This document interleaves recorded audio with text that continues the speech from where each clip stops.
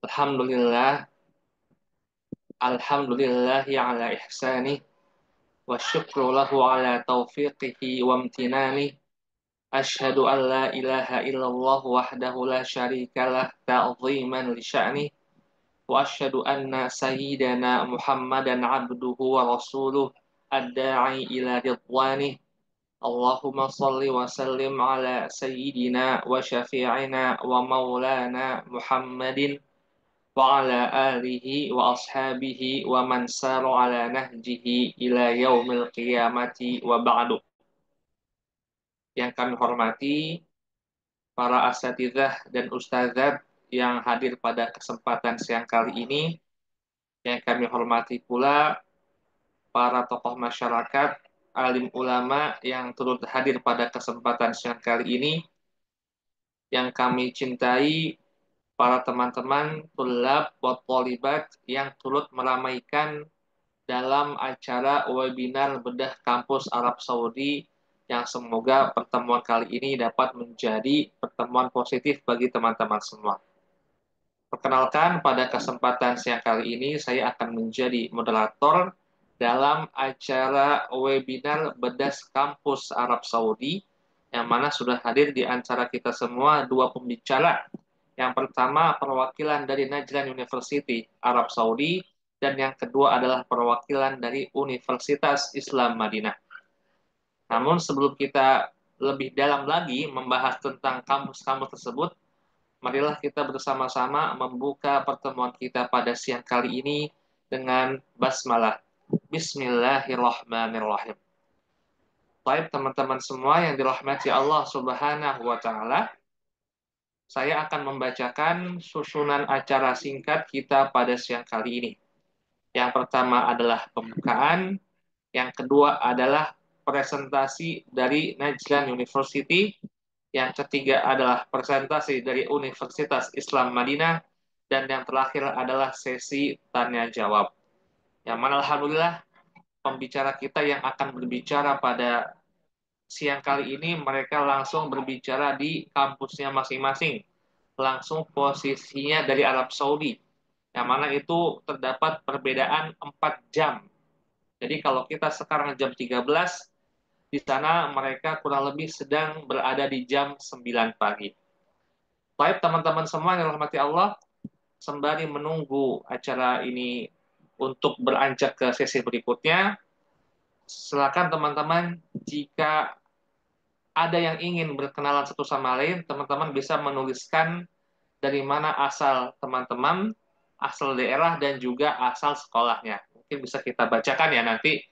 Dari 63 total peserta yang hadir pada kesempatan siang kali ini, coba tulis di kolom chat dari mana asal sekolahnya dan juga asal daerahnya, agar kita lebih tahu berbagai macam background yang turut hadir pada kesempatan siang kali ini.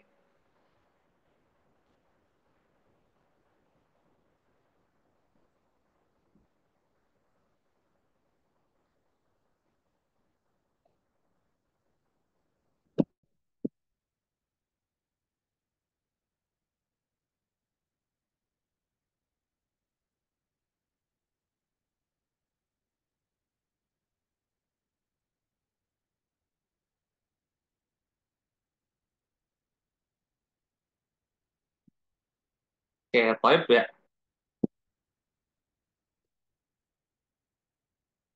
Oke, itu ada kita Ahmad At-Tariq ya dari Sulawesi Selatan, Masya Allah.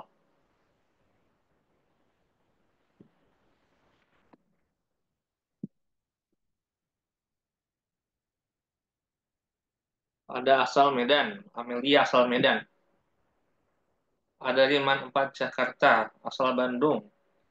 Ada asal Lombok, Darul Ilmi Depok, SMAN 2 Bekasi. Darul Ilmi Depok, SMA Purwokerto, Masya Allah ini banyak sekali ya. Latar belakang dari peserta kita pada kesempatan siang kali ini. Dari Sulawesi Selatan, dari Al-Azhar Asy-Syarif Jakarta, dari Jember, dari kampus Lipia, dari SMK Development dari Solo, Makassar, Solo. Ini Masya Allah ya, ini banyak sekali asal teman-teman semua yang turut hadir pada kesempatan siang kali ini. Baik teman-teman semua yang dirahmati Allah Subhanahu wa taala, nah, kita akan beranjak ke pembicara pertama kita, yaitu pemaparan Najran University yang akan disampaikan oleh senior kita, teman kita, kakak kita semua, Kak Muhammad Iqbal Rifai. Sebelum dilanjutkan, izinkan saya membacakan secara singkat kurikulum vitae dari pembicara kita yang pertama.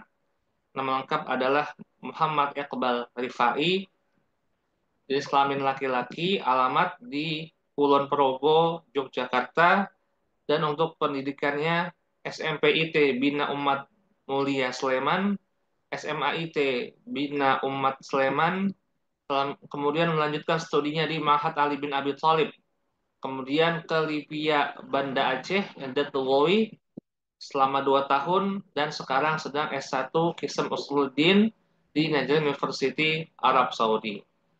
Dan untuk pengalaman organisasi beliau, beliau menjadi anggota Divisi Pendidikan dan Dakwah PPMI Najran, sekarang masih menjabat, dan Wakil Ketua Umum Divisi Pendidikan dan Dakwah dari PPMI Arab Saudi. Dan untuk prestasi, juara 1 Pidato Putra MTQ Pelajar Kabupaten Sleman, juara 2 Pidato Putra MTQ Pelajar Provinsi Jogja, juara 2 MTQ Umum Cabang Tahfiz 10 Juz Kulon Progo, juara 3 MTQ Umum Cabang Tahfiz 27 Juz 20 Juz Kabupaten Kulon Progo. Dan sekarang telah hadir di tengah-tengah kita semua pembicara pertama kita, Kak Iqbal. Kita langsung sapa saja. Assalamualaikum.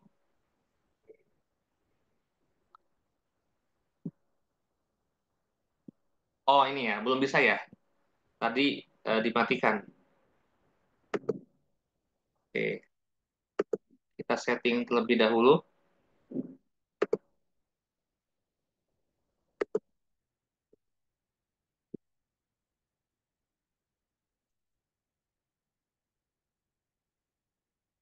Coba mungkin sekarang apakah bisa dibuka? Bisa, Ustaz. Alhamdulillah. Alhamdulillah, alhamdulillah. Wah, jadi teman-teman melihat tadi situasi yang tidak kondusif ya. Jadi teman-teman tidak bisa membuka mic kecuali host dan co-host saja. Baik, telah hadir di tengah-tengah kita semua ke Iqbal Rifai. Antum dipanggilnya bagaimana? Iqbal atau Rifai? Bisa semuanya, Ustaz. Bisa Iqbal, bisa Rimai, bisa. Oh, Masya Allah. Ya. Soalnya kadang-kadang juga tulisannya Rafi'i, makanya kita juga bingung nih. Ini antara Iqbal, Rifai, dan Rafi'i. Baik.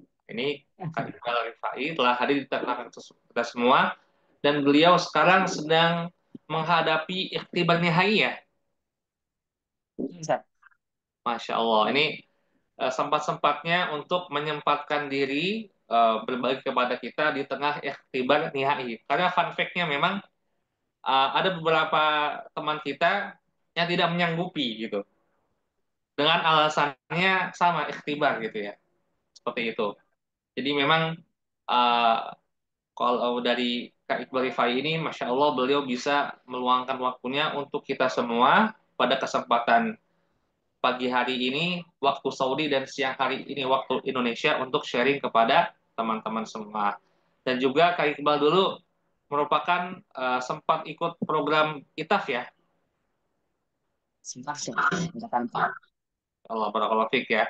Dan juga sudah menyelesaikan di Adat Tubawi Libya Aceh dan dipanggil ke Najin University. Berarti ketika zaman antum itu zaman-zaman yang 40 orang ya kalau tidak salah. Iya, Ustaz. Eman 30. Oke, 30-an orang. baik.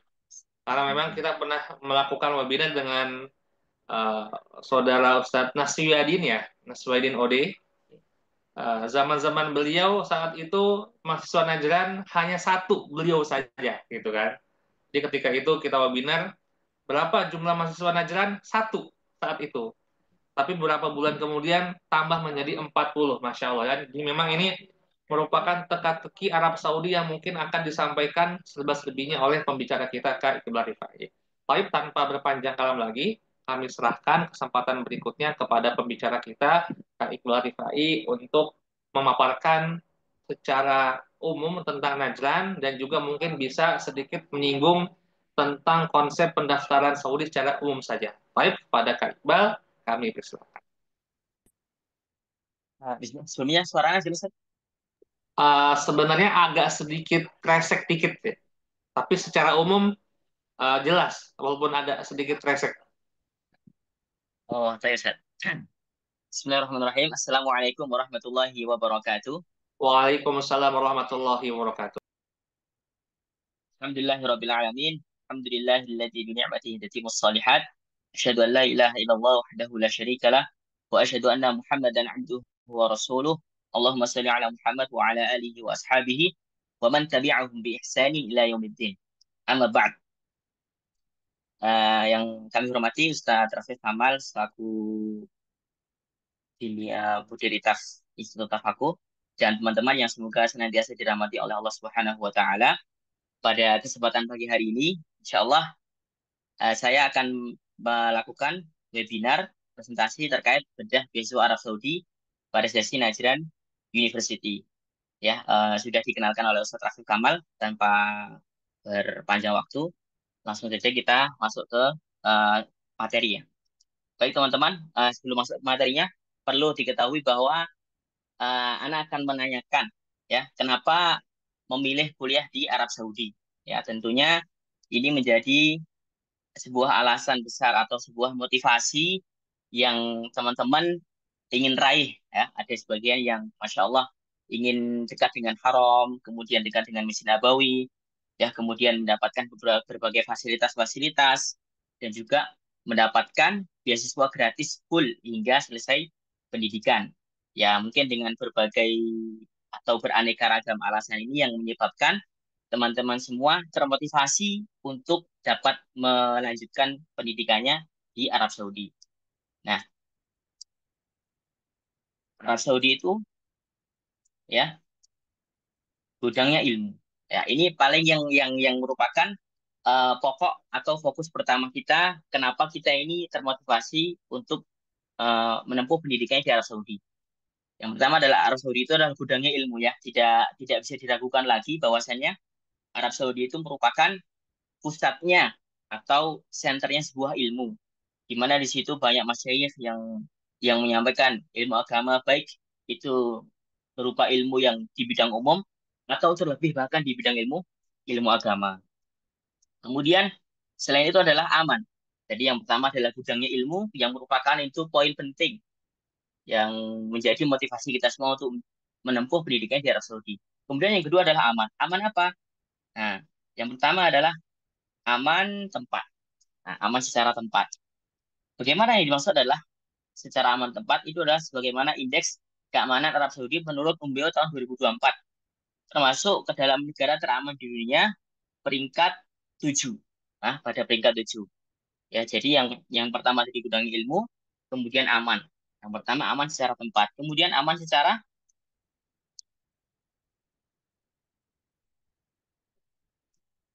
pemikiran. Ya, Arab Saudi adalah negara yang kental dalam mendakwakan Islam wasatiyah atau Islam moderat.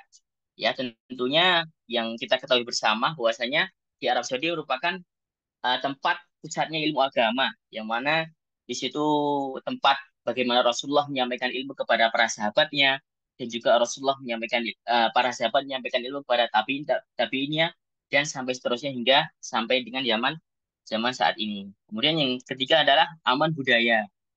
Ya, Arab Saudi sangat menjunjung tinggi nilai-nilai Islam, baik dalam segi berpakaian dan dalam segi pergaulan.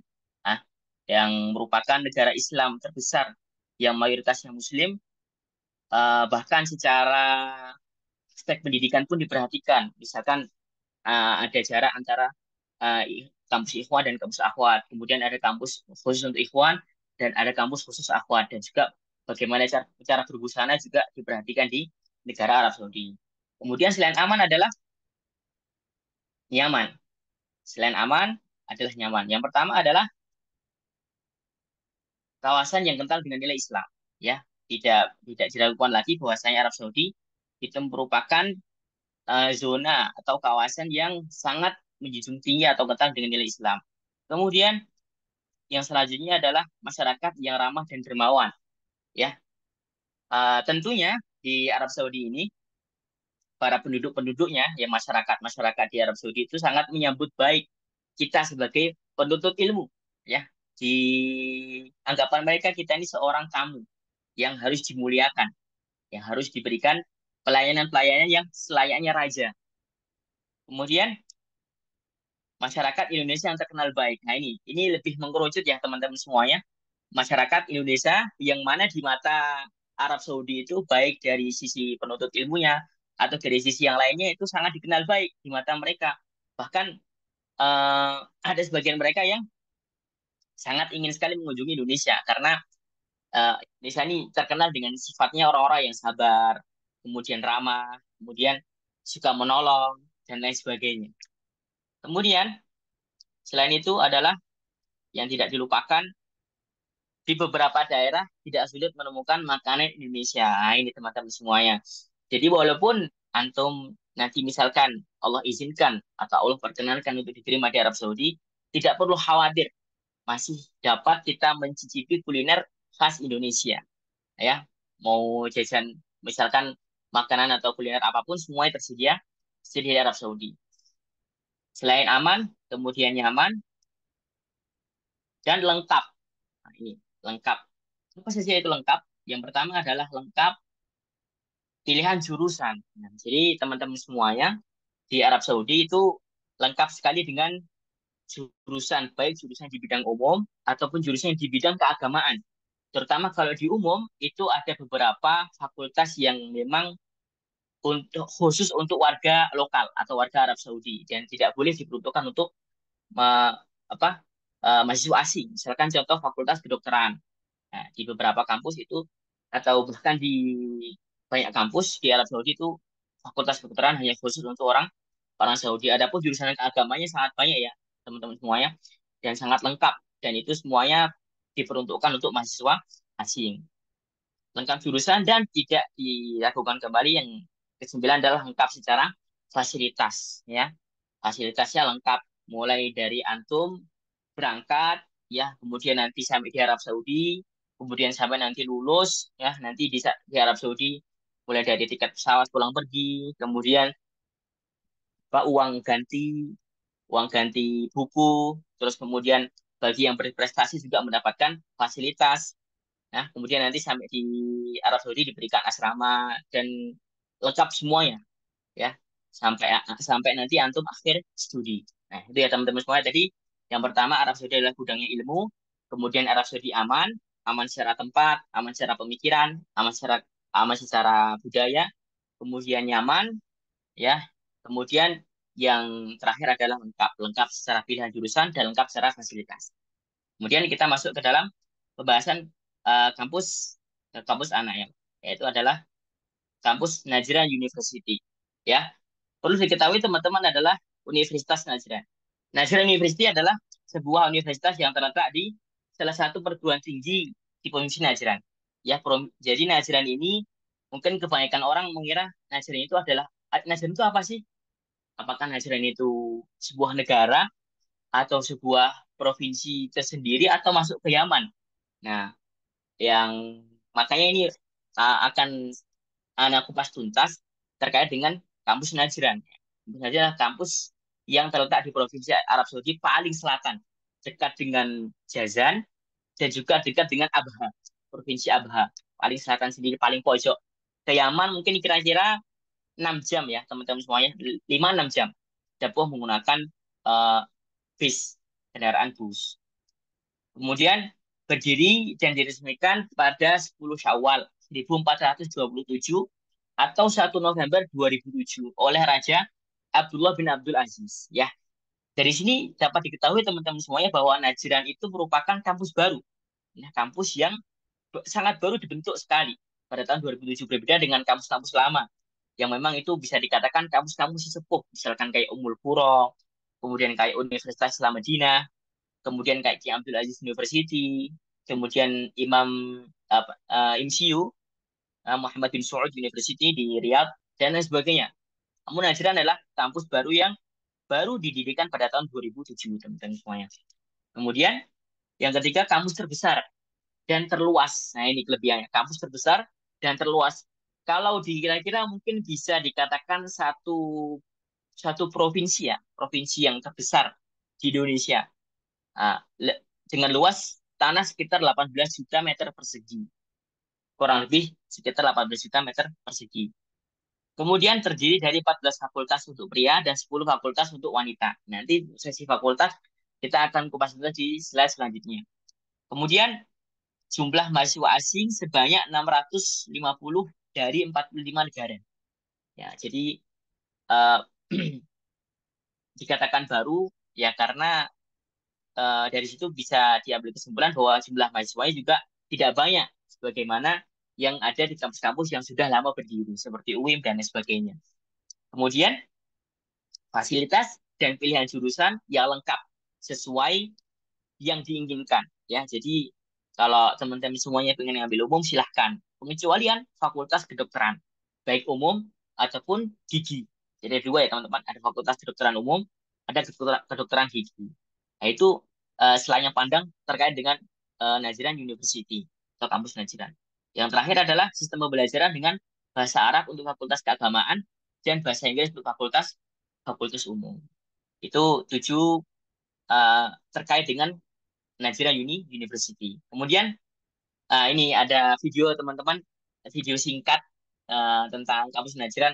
Mungkin kalau teman-teman penasaran bisa lihat ya. Semoga suaranya bisa masuk.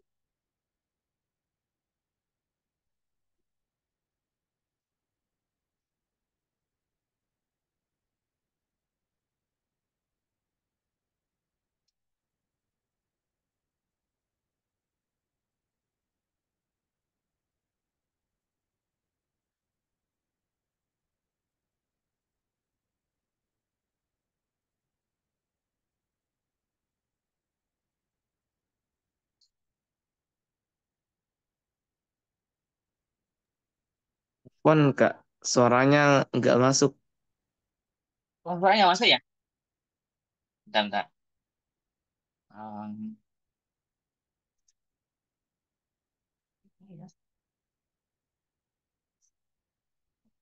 suaranya masuk.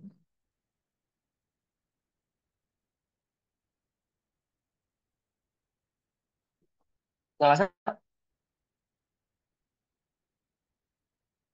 Belum Kak, mungkin Belum ya? mic-nya di headset. Oh, taip, taip, taip.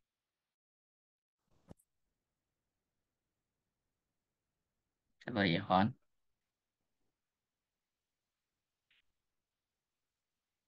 Sudah masuk? Sudah Masih masuk? belum, Hah? belum, belum. Belum ya? Nah, Taip. Ini cuma backsound, backsound, backsound asyik sih teman-teman semuanya. Tapi al-muhim apa namanya kurang lebih videonya seperti itu ya. Langsung dimulai saja ini. baik, Pak. Tidak Teman-teman. apa, dilanjut saja nanti untuk video mungkin seandainya ada linknya bisa kita berikan link terpisah di grup. Ustaz. Oh, taib, Ustaz, taib. Ah,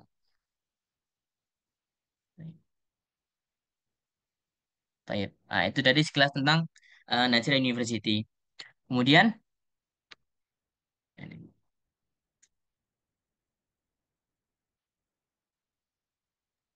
kemudian terkait skala prosedur perjalanan kuliah di Najran. Nah, ini sedikit apa namanya spoiler perjalanan Ana dari Ana Indonesia kemudian bisa nyampe ke Najran University.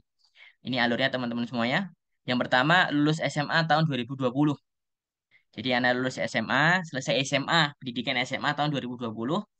Kemudian setelah itu, setelah lulus Ana menurut Tafid. Menurut Tafid sembari melanjutkan di Mahat Ali di Mahat Ali bin Abi Thalib di Jogja. Kemudian LIPI Aceh. Nah, sebenarnya itu diterima di LIPI Aceh tapi masih online karena waktu itu masih zaman-zamannya LC teman-teman ya, lulusan corona ya. Masih zaman-zamannya LC. Kemudian LIPI Aceh online selama 1 tahun. Jadi dua mustawa, mustawa awal dan mustawa tsani. Kemudian eh LIPI Aceh offline akhir tahun 2021. Jadi 2021 Ana berangkat ke Aceh. Ya, berangkat ke Aceh, melanjutkan mustawa thalith dan mustawa robi. Nah, untuk kemudian pendidikan secara offline atau tatap muka. Kemudian keluar isyar kabul, ya. Jadi Ana daftarnya itu sekitar tahun 2019 kalau nggak salah ya. Pas atau setelah lulus Ana kurang lebih lupa. Dan itu masih masih pakai portal setiap kampus ya, teman-teman semuanya. Jadi belum studi di Saudi itu belum ada. Nah, kemudian selisih sekitar 1 tahun itu pas Ana masih di Aceh, keluar isyar kabul dan visa September akhir 2022. Jadi selisihnya ya kurang lebih 1 tahun, kurang lebih 1 tahun teman-teman semuanya. Kemudian eh, setelah itu, setelah pengurusan keluar isyar kabul dan visa, pengurusan-pengurusan biometrik, medical check up dan sebagainya, kemudian Ana berangkat pada November 2022, tepatnya pada tanggal 22 November 2022 itu berangkat ke Najjar University. Kemudian mulai masuk perkuliahan awal 2023 karena waktu itu pas Ana sudah diterima di Najran masih salah satu 3 semester, 1 tahun 3 semester. Jadi masuknya Januari, Januari awal 2023. Nah, kemudian dirubah 2 semester dan kemudian sampai sekarang dirubah ke 1 tahun 2 semester. Nah, gitu sekilas tentang skala prosedur perjalanan anak kuliah di Najar University. Kemudian dosen pengajar ya, teman-teman semuanya. Dosen pengajar. Nah, di sini dosen pengajar Usuluddin ya. Kebanyakan mereka dosen pengajar tersebut berasal dari Saudi atau orang-orang Saudi ya. Ada beberapa dosen yang kita belajar kepada muridnya Syekh Utsaimin. Yang beliau eh, termasuk salah satu muridnya Syekh Utsaimin. Kita belajar kepada beliau. Nah, di sini banyak dosen ya teman-teman ya. Ini dosen yang apa Fakultas Usuluddin, ada dosen Abdul Rifdan, kemudian ada apa namanya Dr. Nasor dan sebagainya.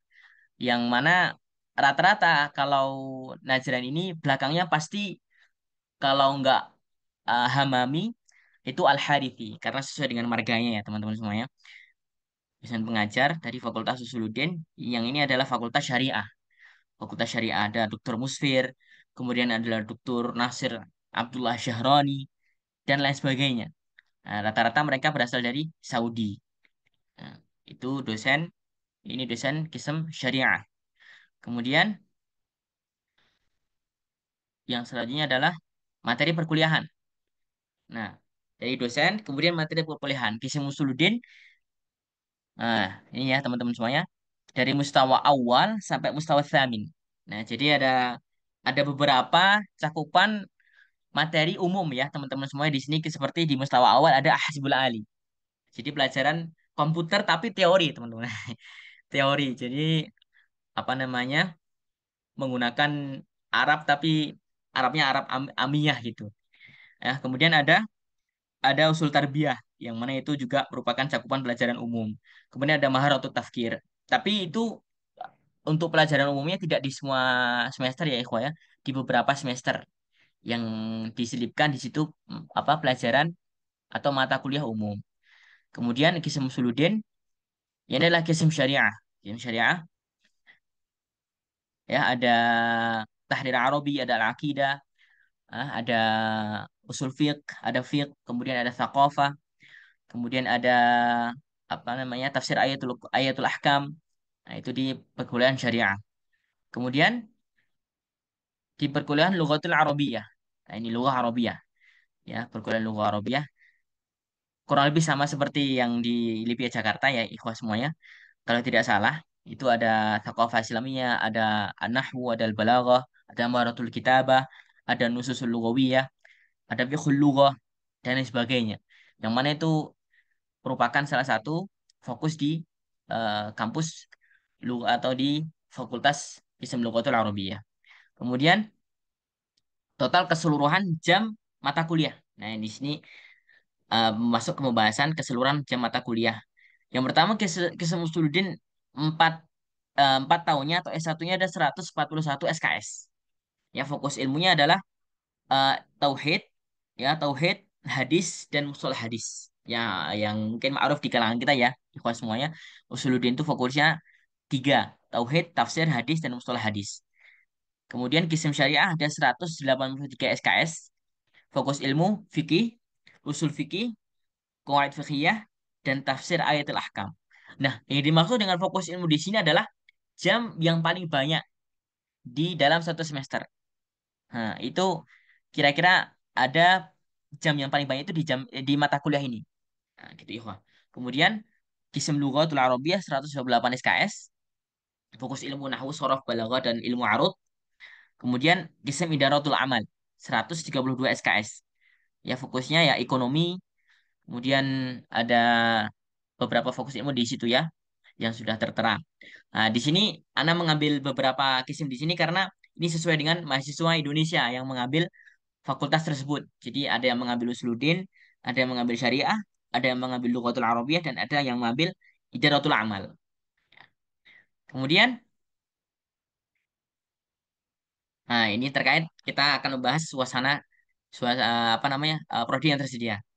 Ya pokoknya ada Fakultas Ilmu Kedokteran Terapan, kemudian Fakultas Bahasa, Fakultas Ilmu Komputer dan Sistem Informasi, Fakultas Pendidikan, Tarbiyah, Fakultas Sosiologi, Ekonomi Islam, tadi apa Idaratul Amal, kedokteran, kemudian ada kedokteran gigi, Fakultas Ilmu Administrasi, Fakultas Farmasi, Fakultas Teknik, kemudian yang terakhir adalah Fakultas Syariah Wasuluddin. Nah, di sini rata-rata mahasiswa asing itu mengambil semua fakultas, ya kecuali dari Fakultas Kedokteran dan Kedokteran Gigi. Yang mahasiswa ASEAN yang di Asia Tenggara itu kebanyakan mereka mengambil Fakultas Syariah dan Usuluddin. Ada yang mengambil jurusan umum di negara-negara yang Mesir, kemudian dan sebagainya. Kemudian eh, selain itu masuk ke suasana perkuliahan. Nah, ini teman-teman semuanya. Ini apa namanya? eh Belajar bersama dosen ini Dr. Zuraib, ya, Dr. Zuraib. Beliau mengajar usul fiqh di Fakultas Syariah, Dr. Zuraib. Kemudian di sini ada Dr. Nasir Sultan, ya, mengajar fikih ibadah menggunakan Raudhul Murubi', ya, sama sama seperti di LIPI Jakarta. Ya, kemudian ada Dr. Al-Buraiki, ya, beliau mengajar ulumul hadis. Dr. Buraiki. Kemudian ada Dr. Salah Saleh. Ini adalah Dr. Salah Ibn Saleh Al-Harithi. Beliau mengajar hadis hadis 2 menggunakan kitab Subulus Salam, Syarah Bulughul Maram. Ya, kemudian ini di Fakultas Idaratul Amal, Matematika Ekonomi, Dr. Hamud. Kemudian yang terakhir adalah Balaghah, Dr. Abdullah Soleh Al-Hamami. Nah, itu beberapa suasana perkuliahan di kampus Najjar University. Kemudian, ya, kita bahas fasilitasnya apa saja sih yang ada di Najjar University. Nah, di sini yang menjadi mungkin sebagian teman-teman yang penasaran, apa saja sih fasilitasnya? Nah, yang pertama, yang kedua, yang ketiga. Ini yang pertama adalah gedung asrama, ya. Gedung asrama kita ada 6 mabna, yang mana setiap mabna sudah dihuni masing-masing apa namanya masing-masing mahasiswa asing, ya. Namun ada beberapa mabna yang dikhususkan untuk mahasiswa Saudi. Tapi ada satu mabna yang masih kosong ternyata, masih kosong dan insya Allah untuk diperuntukkan untuk tulab judud yang akan datang di tahun depan, insya Allah. Kemudian yang kedua adalah restoran kampus. Nah, di sini ada restoran kampus yang kurang lebih ilustrasinya gambarnya ini. Kemudian stadion kampus, juga ada stadion kampus di dalam kampus tersebut. Kemudian ada eh, Masjid Sakan, ya. Di Masjid Sakan ini ada beberapa kegiatan yang dilaksanakan, misalkan kayak daurah masyayikh, kemudian halaqatul Quran, halaqatul mutun, dan acara-acara keagamaan yang lain di Masjid Sakan. Kemudian gedung perkuliahan, semuanya gedung ikonnya sama ya, Eva, semuanya seperti ini, kurang lebih di beberapa fakultas yang sama. Kemudian ruang kelas, ya, di yang ini adalah ruang kelas seperti itu suasana ruang kelasnya, yang tidak lain adalah ber-AC dan juga nyaman apa namanya untuk suasana belajar. Kemudian ini fasilitas untuk di dalam asrama. Jadi ada kompor. Nah, nanti setiap mahasiswa baru akan diberikan kompor karena di sini satu lantai itu kan ada setiap mabena itu ada 4 lantai. Nah, satu lantainya itu ada 4 syukoh. Nah, setiap syukoh ada satu kamar mandi sama satu dapur. Nah, dapurnya itu sudah ada kompor. Kemarin barusan kompornya apa namanya baru. Kemudian ada mesin cuci. Kemudian ada microwave. Kemudian ada kulkas. Nah, ada ada fasilitas yang disediakan di dapur atau di apa kamar di apa WC. Kemudian yang selanjutnya adalah gedung konferensi. Nah, gedung konferensi ini ikhwah merupakan ini baru baru baru saja diresmikan ya ikhwah ya, baru saja dibangun dan masih baru bangunannya untuk acara-acara internasional kayak misalkan dengan Gubernur Najran, kemudian dengan rektor. Nah, kemudian dengan kemarin yang barusan dengan Menteri Agama Syekh Abdul Latif Alu Syekh. Nah, di situ kita ada konferensi di situ khusus Tolabul Minah dengan Menteri Agama ketika datang di kampus Najran University. Kemudian ada Masjid Jami di mana kita di sini sholat Jumatnya di sini Ikhwah, di Masjid Jami tersebut. Kemudian yang yaitu transportasi bis yang mana bis ini mengantarkan kita untuk ke kampus, kemudian keluar ketika belanja di kota dan juga ketika ada kebutuhan-kebutuhan lain misalkan ingin ke bandara ataupun kebutuhan-kebutuhan yang itu yang mana itu tidak ada di dalam kampus. Nah, itu. Dan busnya gratis ya, Eva, ya tidak membayar. Kemudian data mahasiswa Indonesia.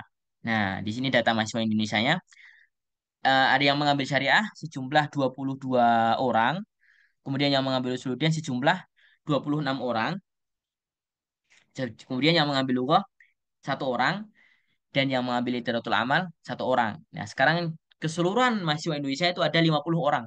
Karena yang Januari kemarin tahun 2024 ya 2024 itu barusan kedatangan mahasiswa baru 9 orang. Yang mana itu semuanya mendaftarkan dari studi Saudi. Nah, diterima melewati platform studi Saudi. Itu ada 9 orang yang diterima di Najran University. Mereka mengambil kebaikan di Fakultas Usuluddin. Kemudian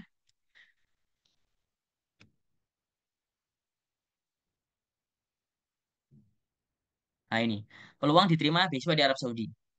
Yang pertama, kelengkapan berkas pada proses pendaftaran. Nah, ini penting Ikhwah ya. Kelengkapan berkas mulai dari ijazah ya, mulai dari paspor yang terpenting, kemudian akte kelahiran, KTP, yang mana insya Allah akan dikupas tuntas di pembicara selanjutnya yaitu di Sidki insya Allah ya Sidik. Ya, kelengkapan pada proses pendaftaran, kemudian memilih circle teman yang satu visi dan misi. Nah, ini penting Ikhwah ya. Circle teman yang mana itu sangat mempengaruhi semangat atau tekad kuat kita untuk melanjutkan studi di Arab Saudi. Kemudian melampirkan berkas-berkas pendukung. Nah, kalau teman-teman semuanya punya berkas pendukung, misalkan kayak dulu pernah juara lomba ini, nah itu bisa menjadi indikator untuk bisa diterima kuat di kampus Arab Saudi. Kemudian menguasai bahasa Arab dasar. Nah, ini untuk persiapan ikhwah ya, walaupun memang kampus tersebut ada Mahat Lughah ataupun belum ada Mahat Lughah seperti Najar University, diusahakan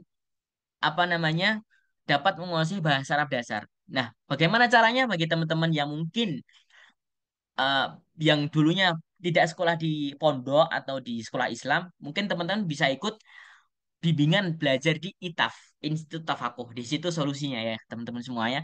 Teman-teman bisa ikut program tryout-nya, kemudian teman-teman bisa ikut program bimbel intensif kayak Ana di angkatan 4 dulu. Itu sebelum Ana ke Lipia dan sebelum Ana ke Najran itu mengikuti bimbingan intensif di Institut Tafakur. Di situ sudah sudah mencakup semuanya kok ya. Fahmul makro, fahmul masmu, kitabah dan muhadatsah itu paling penting.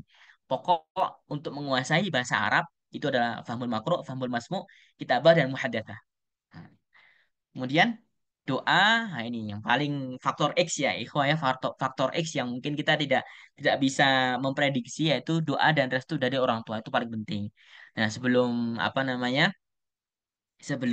ada tekad, tekad perlu, tapi harus dikomunikasikan dengan orang tua, ya, bapak atau ibu mohon izin untuk melanjutkan kuliah di Arab Saudi. Nah, sesuai dengan ridho orang tua. Kalau orang tua ada alasan tertentu, misalkan kamu gini, mungkin bisa ditunda dulu sampai nanti orang tua juga bisa ridho dan juga mendapatkan restu dari atau doa dari beliau. Nah, itu beberapa peluang agar dapat diterima di beasiswa Arab Saudi. Kelengkapan berkas, circle teman, melampirkan bekas pendukung, menguasai bahasa Arab dasar, jadi nanti bisa solusinya di ITAF. Ah, kemudian doa dan restu dari kedua orang tua. Nah, demikian teman-teman semuanya. Jazakumullahu ahsanul jaza. Wa barakallahu fikum. La husni istima'ikum wa ihtimamikum. Nah, nanti untuk lebih lebih lanjutnya teman-teman bisa akses di Instagram PPMI Najran. Instagram PPMI Najran atau Facebook. Ya, teman-teman bisa langsung saja berkunjung dan juga follow Instagram tersebut. Nah, insya Allah informasi-informasi akan diakses dalam dalam media Instagram tersebut, insya Allah. Jazakallahu khairan teman-teman semuanya. Demikian yang bisa Anda sampaikan. Nanti kurang lebih kalau ada pertanyaan bisa disampaikan di sesi pertanyaan. Baik, jazakallah khairan kepada Kak Iqbal atas pemaparannya yang lengkap ya, dari mulai jumlah mahasiswa dan juga jurusan, fasilitas, cara untuk mendaftar secara umum, fakultas, dan hal lain-lainnya yang berkaitan dengan Universitas Najran. Yang mana bisa kita lihat Universitas Najran ini termasuk ke dalam 10 besar universitas dengan jumlah mahasiswa Indonesia terbanyak di Arab Saudi gitu ya. Jadi memang untuk posisi pertama tidak mungkin untuk digeser Universitas Islam Madinah dengan Ya. 1.500 lebih mahasiswa Indonesia yang ada di sana. Namun untuk Najran ini kita melihat termasuk yang banyak juga, lebih dari 50 mahasiswa Indonesia yang kuliah di Najran. Sebelum kita berlanjut, mungkin anak akan menyampaikan satu pertanyaan. Apakah ada mahasiswi Indonesia di Najran? Kalau untuk mahasiswa Ustadz itu yang Asia, yang ASEAN, yang Asia Tenggara itu belum ada Ustadz. Tapi untuk yang teman-teman Afrika, kemudian teman-teman ada negara Kyrgyzstan, itu mereka ada. Misalkan Oh, yang punya istri, kemudian istrinya bisa dimasukkan atau bisa dijembatani untuk bisa diterima di kampus Nazar University. oke, baik, baik. Barakallahu fiik ya. Wah, ini berarti kalau teman-teman ingin kuliah di Najran untuk yang tolibat, cari suami tulab Najran ya. Itu insya Allah akan menjadi wasilah bagi antunnya juga untuk bisa kuliah di Najran. Tapi teman-teman yang rahmati Allah, karena memang kenapa kita menyinggung tentang tolibat di sini, karena memang kita pernah ini ya, mengupload konten tahun 2023, jumlah tolab dan tolibat Indonesia di Saudi itu 1:47, dan itu memang jumlah yang masih sangat ini ya, sangat jauh perbandingannya, karena masih ada tolibat di sana baru ada sekitar 40-an tolibat Indonesia yang kuliah di Arab Saudi. Taib, jazakallah khairan. Nah, nanti kita akan kembali bertemu di sesi tanya jawab, dan sekarang kita akan berlanjut ke pembicara kita yang kedua, yaitu pembicara kita yang sudah hadir, yaitu Kak Muhammad Siddiq Hasan, yang mana beliau lahir di Gorontalo dan berasal dari Kecamatan Kota Tengah, Kota Gorontalo. Untuk pendidikannya SMA dan SMA Ibnu Hajar Boarding School, kemudian melanjutkan di STDI Imam Syafi'i Jember, kemudian setelah itu beliau lanjut ke Lipia Jakarta, Prodi Adat Lugawi, dan setelah dari Adat Lugawi Lipia melanjutkan studinya di Universitas Islam Madinah, Prodi Syariah. Yang mana Kak Sidik ini sudah hadir di tengah-tengah kita semua. Assalamualaikum. Waalaikumsalam warahmatullahi wabarakatuh. Allah. Ya, ahlan wa Oh, sahlan ahlan, wa Ustaz. marhaban. Alhamdulillah Oh taib. iya, Jadi memang dulu kita sering ketemu ya, karena memang Kak Sidik Mas. ini ketika di Libya itu termasuk ke dalam santri dari Rumah Quran ITAF ya. Dan alhamdulillah sekarang beliau sudah ada di Universitas Islam Madinah dan sedang menempuh pendidikannya di sana. Jadi kalau di Madinah juga sedang nihai ya. Nah, Ustaz, sedang pekan Masya kedua, Allah. jalan pekan kedua nih Haji. Hari ini ada Alhamdulillah. ujian. Alhamdulillah libur Ustaz. Untuk hari Jumat Libur. Sabtu kita libur. Insya Allah mulai lagi hari Ahad besok Insya Allah. Oh, apa ya. Karena memang ada pembicara kita di salah satu kampus gitu. Ketika kita tawarkan, beliau tidak bisa. Ingin belajar untuk fikih Ustadz besok gitu kan. Masya Allah. Sedang ada ujian gitu. Jadi Alhamdulillah. memang alhamdulillah nih dua pembicara kita bisa menyempatkan waktunya untuk sharing kepada teman-teman pada kesempatan siang kali ini. Baik, tanpa panjang kalam kita berikan kesempatan berikutnya kepada Kak Sidik Hasan untuk mempresentasikan secara umum tentang Universitas Islam Madinah dan juga pendaftaran Arab Saudi. Kepadanya kami persilakan.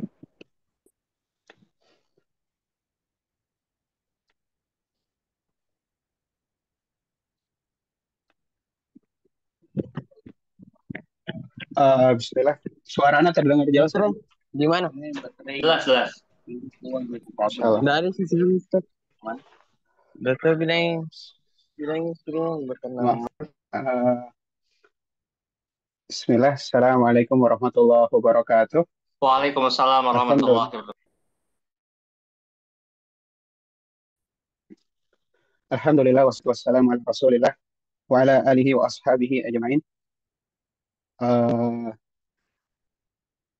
Ikhwan dan akhwat semuanya yang semoga dirahmati oleh Allah Subhanahu wa taala.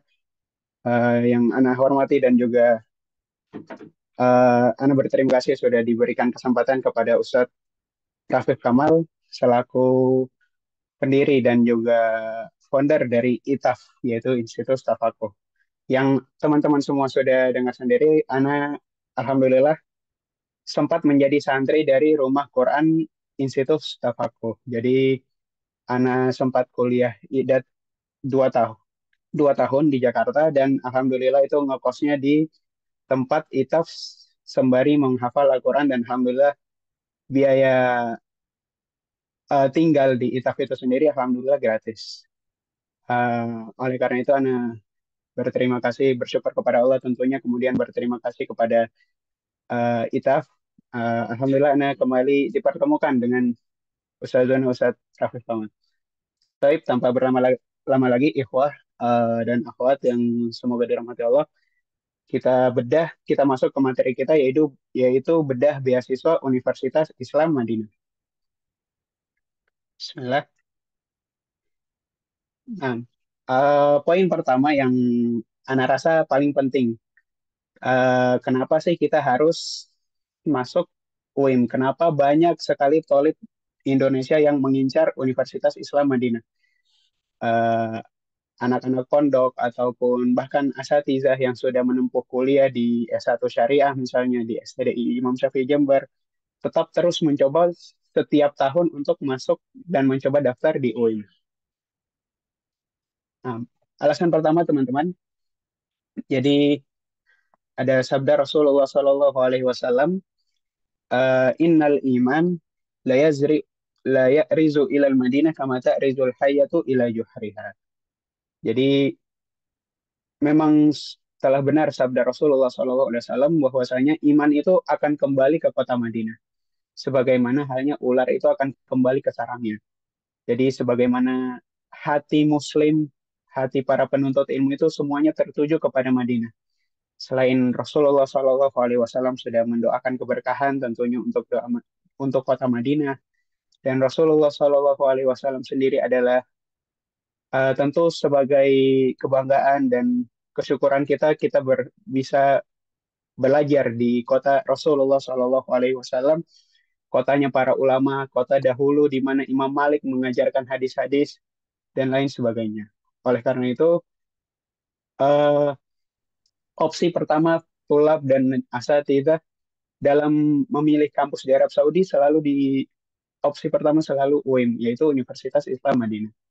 Sebagaimana kita tahu sekarang di tempat kita di negara kita Indonesia, yang semoga Allah selalu jaga, selalu Allah luruskan jalan pemerintah kita, selalu Allah jaga keamanannya, mulai muncul pemikiran-pemikiran yang mulai menyimpang, dan kita takut, kita khawatir itu akan mempengaruhi masa depan anak-anak bangsa nantinya, dan oleh karena itu kita harus memilih ilmu agama yang paling murni, yaitu ilmu agama langsung dari kotanya Nabi Shallallahu Alaihi Wasallam. Nah, alasan kedua teman-teman, uh, yaitu mudahnya akses belajar. Yang paling pertama adalah pendidikan di Madinah ini, alhamdulillah semuanya full beasiswa. Antum tidak dibebankan biaya sedikit pun, antum tidak harus bayar biaya pendaftaran, tidak membayar biaya kuliah, tidak membayar biaya tahunan, bahkan kitab antum diberikan mukafaah khusus untuk beli kitab. Dan ini alhamdulillah nikmat yang sangat besar, harus kita syukuri. Kita juga berterima kasih kepada Mamlakah atas juhud mereka, atas kesungguhan mereka dalam memberikan hadiah kepada dunia, yaitu menghadirkan calon-calon ulama, calon-calon dai yang nantinya akan berdakwah di negerinya masing-masing dan menyebarkan Islam. Yang kedua, teman-teman, selain kuliah dan di mana dosen-dosennya itu sudah terjamin dan mutu dosennya itu terjaga, akidah mereka terjaga, kemudian yang kedua adalah halaqah Quran dan mutun ilmiah. Jadi selain kegiatan kita sebagai mahasiswa UIM, selain pembelajaran formal di kelas, ada juga halaqah Al-Quran dan mutun ilmiah, di mana antum ini di halaqah Al-Quran ini antum bisa mengambil sanad langsung di Masjid Nabawi, bisa hafalan ziyadah, bisa untuk murojaah dan juga mutun ilmiah. Mungkin antum tahu yang tersebar di Indonesia yaitu Mutun Thalibul Ilmi karya Syekh Abdul Muhsin Al-Qasim. Itu di sini disetorkan dalam bentuk halaqah-halaqah. Kemudian nikmat ketiga adalah durus para masyayikh. Dan ini mungkin salah satu nikmat paling besar yang membedakan mahasiswa UIM dan khususnya di Madinah, UIM dan Thaibah dibanding mahasiswa-mahasiswa Saudi yang lain. Karena alhamdulillah kami mendapatkan akses ke durus masyayikh yang sangat banyak. Baik itu belajar di Masjid Nabawi secara langsung kepada Syekh Abdul Razak bin Abdul Muhsin Al-Badr, lalu belajar juga kepada Syekh Su'ud Al-Khalaf, lalu juga belajar kepada Syekh Abdul Salam Asy-Syuair, dan juga bahkan di masjid-masjid sekitar kampus pun banyak kajian-kajian yang itu memfasilitasi kita untuk belajar. Dan alhamdulillah teman-teman, karena dan para masyaikh di sini sangat-sangat memperhatikan ahwal dan keadaan para thalib-thalib sendiri. Alhamdulillah selama pekan pertama ikhtibar nihai atau UAS, kajian-kajian dan durus para masyaikh ini diliburkan supaya thalib-thulab ini bisa semangat untuk belajar dan tidak terganggu oleh kesibukan lain. Dan alhamdulillah itu nikmat yang sangat patut disyukuri. Nikmat keempat yaitu praktik bahasa Arab, teman-teman. Jadi alhamdulillah di UIM sendiri ini ada moto dari UIM yaitu Al-Jami'ah allati la taghibu anha syams. Maksudnya adalah jamiah yang matahari itu tidak pernah terbenam. Maksudnya gimana? Alhamdulillah di UIM ini hampir seluruh belahan dunia belajar di UIM. Data terakhir yang Anda lihat di website UIM langsung itu ada 170 jinsiyah atau 170 kewarganegaraan belajar di UIM, dan semuanya itu berbicara dengan 50 bahasa yang berbeda dan disatukan oleh satu bahasa yaitu bahasa Arab. Dan ini menjadi kesempatan kita untuk berkomunikasi dengan teman-teman jinsiyah lain untuk berkomunikasi menggunakan bahasa Arab. Yang kelima adalah maktabah dan pameran kutub. Alhamdulillah di UIN sendiri akses untuk membeli kitab itu sangat mudah sekali. Alhamdulillah salah satu nikmat juga. Jadi di sekitar UIM ada sekitar 6 maktabah atau mungkin lebih, ada 6 atau 8 di komplek UIM sendiri. Dan alhamdulillah setiap tahunnya itu diadakan ma'rad kutub yang di sana bisa menjadi kesempatan untuk mencari kutub-kutub rare yang tidak didapatkan di Indonesia. Alasan ketiga teman-teman memilih UIM adalah akses untuk ibadah dan tempat bersejarah napaktilas sirah nabawiyah Shallallahu Alaihi Wasallam. Yang pertama, alhamdulillah UIM sendiri ini sangat dekat dengan Masjid Nabawi, mungkin ditempuh dengan berkendara sekitar 10 sampai 15 menit. Biasa kami sebagai tolib itu naik taksi, di mana bayar 2 real atau 3 real. Dan alhamdulillah bisa setiap hari, bahkan kampus pun menyediakan transportasi untuk ke Masjid Nabawi, yang dimana antum tahu semua lah ya, fa'ala syarafi ulum itu bagaimana keutamaan sholat di Masjid Nabawi, yaitu pahala sholat di Masjid Nabawi 1.000 kali lipat dibanding sholat-sholat di masjid lain. Dan sholat di Masjid Nabawi ini, alhamdulillah teman-teman, selain antum mendapat pahala sholat jamaah di Masjid Nabawi, hampir setiap sholat itu ada sholat jenazahnya, dan sholat jenazah berpahala 1 qiraat sebagaimana antum tahu, dan sholat jenazahnya ini pun berlipat-lipat ganda, dan ini kesempatan yang kita tidak boleh lewatkan sebagaimana thalib UIM untuk senantiasa mendawamkan diri ke Masjid Nabawi. Eh, Poin kedua teman-teman yaitu akses umroh dan haji.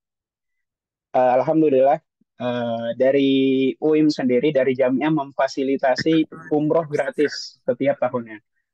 Dan ada umroh berbayar yang paling mahal pun 80 sampai 100 real. Yang dimana tolib-tolib itu bisa umroh sebulan sekali atau bahkan sebulan 4 kali, sebulan 2 kali lebih.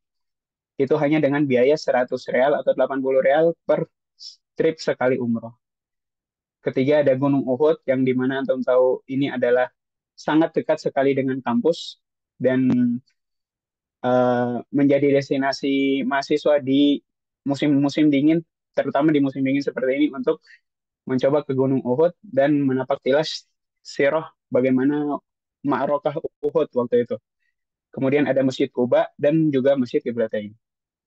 Dan banyak sekali ma'alim-ma'alim Madinah lainnya yang itu disediakan oleh kampus juga untuk trip seputar ma'alim-ma'alim atau tempat bersejarah sekitar Madinah. Bismillah. Poin kedua teman-teman, insya Allah kita akan membahas tentang UIM itu sendiri. Ada fakultas apa aja, bagaimana fasilitas di sana, dan bagaimana insentif yang diberikan di UIM itu sendiri. Untuk fakultas keagamaan teman-teman, alhamdulillah di UIM sendiri lumayan beragam fakultasnya, yaitu ada 4 fakultas agama yang bisa antum pilih. Ada fakultas syariah, dan alhamdulillah Ana di fakultas ini sedang menempuh semester kedua di fakultas syariah. Fakultas syariah ini menitik beratkan pelajaran fikih, usul fikih, qawaid fikhiyah yang kurang lebih sama seperti fakultas syariah di Lipia. Kalau ada dari teman-teman dan asatidzah semuanya yang sedang menempuh pembelajaran di fakultas syariah Lipia. Cuman bedanya teman-teman, di fakultas syariah UIM ini kita ketambahan satu madah khusus, yaitu madah anzimah. Madah anzimah ini kita fokus untuk mempelajari kasus-kasus peradilan dan juga bentuk-bentuk peradilan di Arab Saudi. Di mana antum ketika belajar di syariah ini, antum bisa nantinya untuk, jikalau antum ada yang berkeinginan masuk ke peradilan saat balik ke Indonesia nanti, masuk peradilan agama, mengurus sengketa perwarisan, ini bisa masuk di kuliah syariah. Kemudian yang kedua ada Fakultas Akidah dan Dakwah. Dan ini mungkin fakultas paling banyak tolib Indonesianya. Fakultas paling favorit di UIM adalah Fakultas Akidah dan Dakwah. Fakultas Akidah dan Dakwah ini membahas tentang akidah secara umum, tauhid, kemudian membahas firok yang masih dalam cakupan agama Islam, tetapi firok dan memiliki pemikiran sesat. Kemudian adian, yaitu perbandingan Islam dengan agama-agama lain. Kemudian mempelajari juga turuk dan manahij dalam berdakwah, yang insya Allah sudah cukup untuk membekali teman-teman yang ingin masuk ke UIM dan ingin mendakwahkan ilmu ke tempat asal teman-teman semuanya. Yang ketiga ada Fakultas Hadis dan Studi Keislaman. Fakultas Hadis ini nanti menitik beratkan pembelajaran ke hadis, sebagaimana namanya, menitik beratkan ke hadis, baik itu dari sanad, atau nanti mempelajari rijalul hadis, mempelajari jarah wa ta'dil, dan juga mempelajari hadis ahkam, yaitu secara matanya. Dan terakhir ada Fakultas Al-Quran dan Studi Keislaman. Di Fakultas Al-Quran ini titik beratnya adalah bagaimana mempelajari Al-Quran dan juga riwayah-riwayah dan kiroahnya. Dan disyaratkan untuk masuk di Fakultas Al-Quran ini adalah hafal 30 juz. Dan syarat lulusannya adalah menguasai setidaknya 7 kiroah. Dan fun fact-nya teman-teman, di masjid di sekitar UIM, kalau antum sholat di masjid sekitar UIM itu masjid dalam kampus, imam-imamnya adalah imam dari Fakultas Al-Quran, dan di mana kita mendengar setiap hari, setiap sholat, riwayat-riwayat dan kiroah yang berbeda. Berbeda dengan di Masjid Nabawi yang selalu menggunakan kiroah asim, dan di sini kita di masjid-masjid sekitar UIM ini kita mendengarkan kiroah-kiroah lain, variasi-variasi kiroah lain. Nah, apakah di UIM itu hanya ada fakultas agama? Tentu tidak, teman-teman. Dan alhamdulillah, fakultas-fakultas selain agama di UIM ini diperuntukkan juga untuk tulab minah, yaitu tulab-tulab dari luar Saudi. Yang pertama ada fakultas sains, ada jurusan matematika di sana, ada jurusan fisika, ada jurusan kimia. Kemudian ada fakultas anzimah dan dirosa qodhoiyah. Fakultas anzimah ini kalau bahasa Indonesia mungkin fakultas hukum langsung. Kalau tadi di fakultas syariah diselipkan pelajaran-pelajaran anzimah, kalau antum ingin memfokuskan lagi langsung ke hukum, mungkin opsinya adalah masuk langsung ke fakultas anzimah dan dirosah qodhoiyah. Yang keempat, yang ketiga ada fakultas bahasa Arab. Fakultas bahasa Arab ini sebagaimana di Lipia juga ada fakultas bahasa Arab. Kita di sini diperkhususkan untuk mempelajari bahasa Arab, lalu di sastranya, syairnya, nasrnya, dan lain-lain. Yang keempat ada fakultas komputer dan informasi. Yang kelima ada fakultas teknik juga, teman-teman. Dan di teknik ini ada beberapa jurusan, ada teknik mesin, teknik elektro, teknik sipil, teknik industri, dan teknik kimia. Dan untuk fakultas umum ini, teman-teman, Ana punya teman di adik kelas Ana di bawah satu semester keberangkatannya setelah Ana. Mereka itu ada 17 orang yang masuk ke fakultas umum. Jadi tidak menutup kemungkinan untuk mahasiswa-mahasiswa Indonesia ini belajar pelajaran umum di UIN. Dan opsi terakhir, teman-teman, ada Ma'had Lughoh. Ma'had Lughoh ini diperuntukkan bagi teman-teman yang sekiranya belum menguasai bahasa Arab atau sudah belajar bahasa Arab tetapi belum lancar dan ingin memperlancar dahulu supaya tidak keteteran nantinya di perkuliahan, antum bisa masuk di Ma'had Lughoh. Ma'had Lughoh ini berbeda dengan Ma'had Lughoh Lipia, yang dimana setelah lulus i'dad kita tes lagi di perkuliahannya. Untuk Ma'had Lughoh UIM ini insya Allah tidak ada tes lagi. Setelah selesai Ma'had Lughoh, antum langsung bisa mengambil fakultas perkuliahan.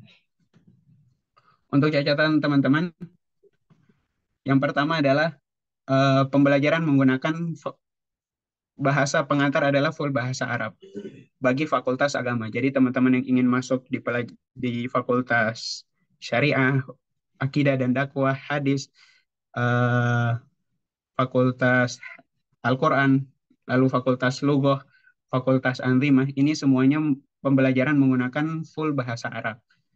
Oleh karena itu, sebagaimana tadi disinggung oleh Ustadz Iqbal, sebisa mungkin antum selama menunggu pendaftaran dan pengumuman di UIM atau di kampus-kampus Saudi lainnya, antum memperlancar bahasa Arab dan berbahasa Inggris untuk fakultas umum. Jadi kalau antum ingin masuk ke fakultas umum dan tidak menguasai bahasa Arab tetapi menguasai bahasa Inggris, tafadhol bisa langsung masuk ke fakultas-fakultas umum. Poin selanjutnya, teman-teman, lama pelajaran adalah 4 tahun atau 8 semester. Jadi 2 semester per tahun. Karena di Saudi ini sendiri, teman-teman, ada beberapa jamiah atau universitas yang masih menggunakan sistem per tahunnya 3 semester. Dan UIM sendiri alhamdulillah menggunakan sistem 2 semester per tahun. Jadi lama belajar di fakultas-fakultas kuliah tadi adalah 4 tahun atau 8 semester. Dan lama pelajaran di Ma'had Lughoh adalah maksimalnya 2 tahun, sebagaimana i'dad Lipia, yaitu 2 tahun atau 4 semester. Bedanya, kalau di IDAT Lipia antum harus mulai dari semester 1. Kalau di Ma'had Lugha di UIM antum bisa milih mau masuk dari semester 1. Kalau memang antum datang dengan bahasa Arab tidak ada sama sekali, bisa masuk Ma'had Lugha semester 1. Jadi antum yang lulusan-lulusan umum, SMA umum dan belum ada dasar bahasa Arab sama sekali, jangan ragu, jangan minder untuk daftar UIM karena UIM sendiri membuka membuka Ma'had Lugha yang bisa ditempuh selama 2 tahun. Atau jika antum sudah pernah mempelajari dasar-dasar bahasa Arab, bisa langsung loncat ke semester 2. Nantinya lama pembelajaran di Ma'had Lugha hanya sekitar 1,5 tahun. Poin selanjutnya, teman-teman, tidak ada tes masuk kuliah bagi lulusan Ma'had Lugha. Dengan catatan nilai tidak rosib selama di Ma'had. Untuk jam pelajaran, teman-teman, ada dibagi 2 fatroh. Fatroh sobahi yaitu yang kuliah pagi dan kuliah sore. Untuk teman-teman yang kuliah pagi itu biasanya dimulai dari pukul 8 waktu Arab Saudi sampai pukul 1 siang waktu Arab Saudi. Adapun yang kuliah sore atau fatrah masaiyah itu dimulai dari pukul 1 siang sampai jam 6 sore waktu Arab Saudi. Dan untuk UIM sendiri, teman-teman hanya menerima tolib ataupun hanya tersedia untuk mahasiswa ikhwan. Dan belum ada opsi untuk mahasiswa akhwat. Untuk mahasiswa akhwat sendiri bisa mendaftar di Toibah. Itu Toibah sendiri sudah membuka untuk akhwatnya dan itu full beasiswa. Dan ada opsi lain yaitu Ma'had Haram. Adapun Ma'had Haram ini atau kuliah haram ini tidak full beasiswa. Full beasiswa hanya saja kita dibebankan membayar uang iqomah atau uang izin tinggal di Arab Saudi. Kemudian kita bahas fasilitas ikhwah dan akhwat sekalian. Yang pertama adalah beasiswa dan uang saku. Di mana kita diberikan tentu kuliah gratis, tidak dipungut biaya sama sekali. Lalu ada mukafaah bulanan. Alhamdulillah di UIM dapat sekitar 840 SAR atau dikonversikan di Indonesia sekitar 3 juta lebih. Kemudian ada badal kutub. Badal kutub ini uang tambahan untuk membeli kitab-kitab mukoror atau kitab-kitab pendukung mukoror. Kemudian ada badal imtiaz. Badal imtiaz ini diperuntukkan untuk mahasiswa yang mendapat predikat A+ atau 4,75 minimalnya.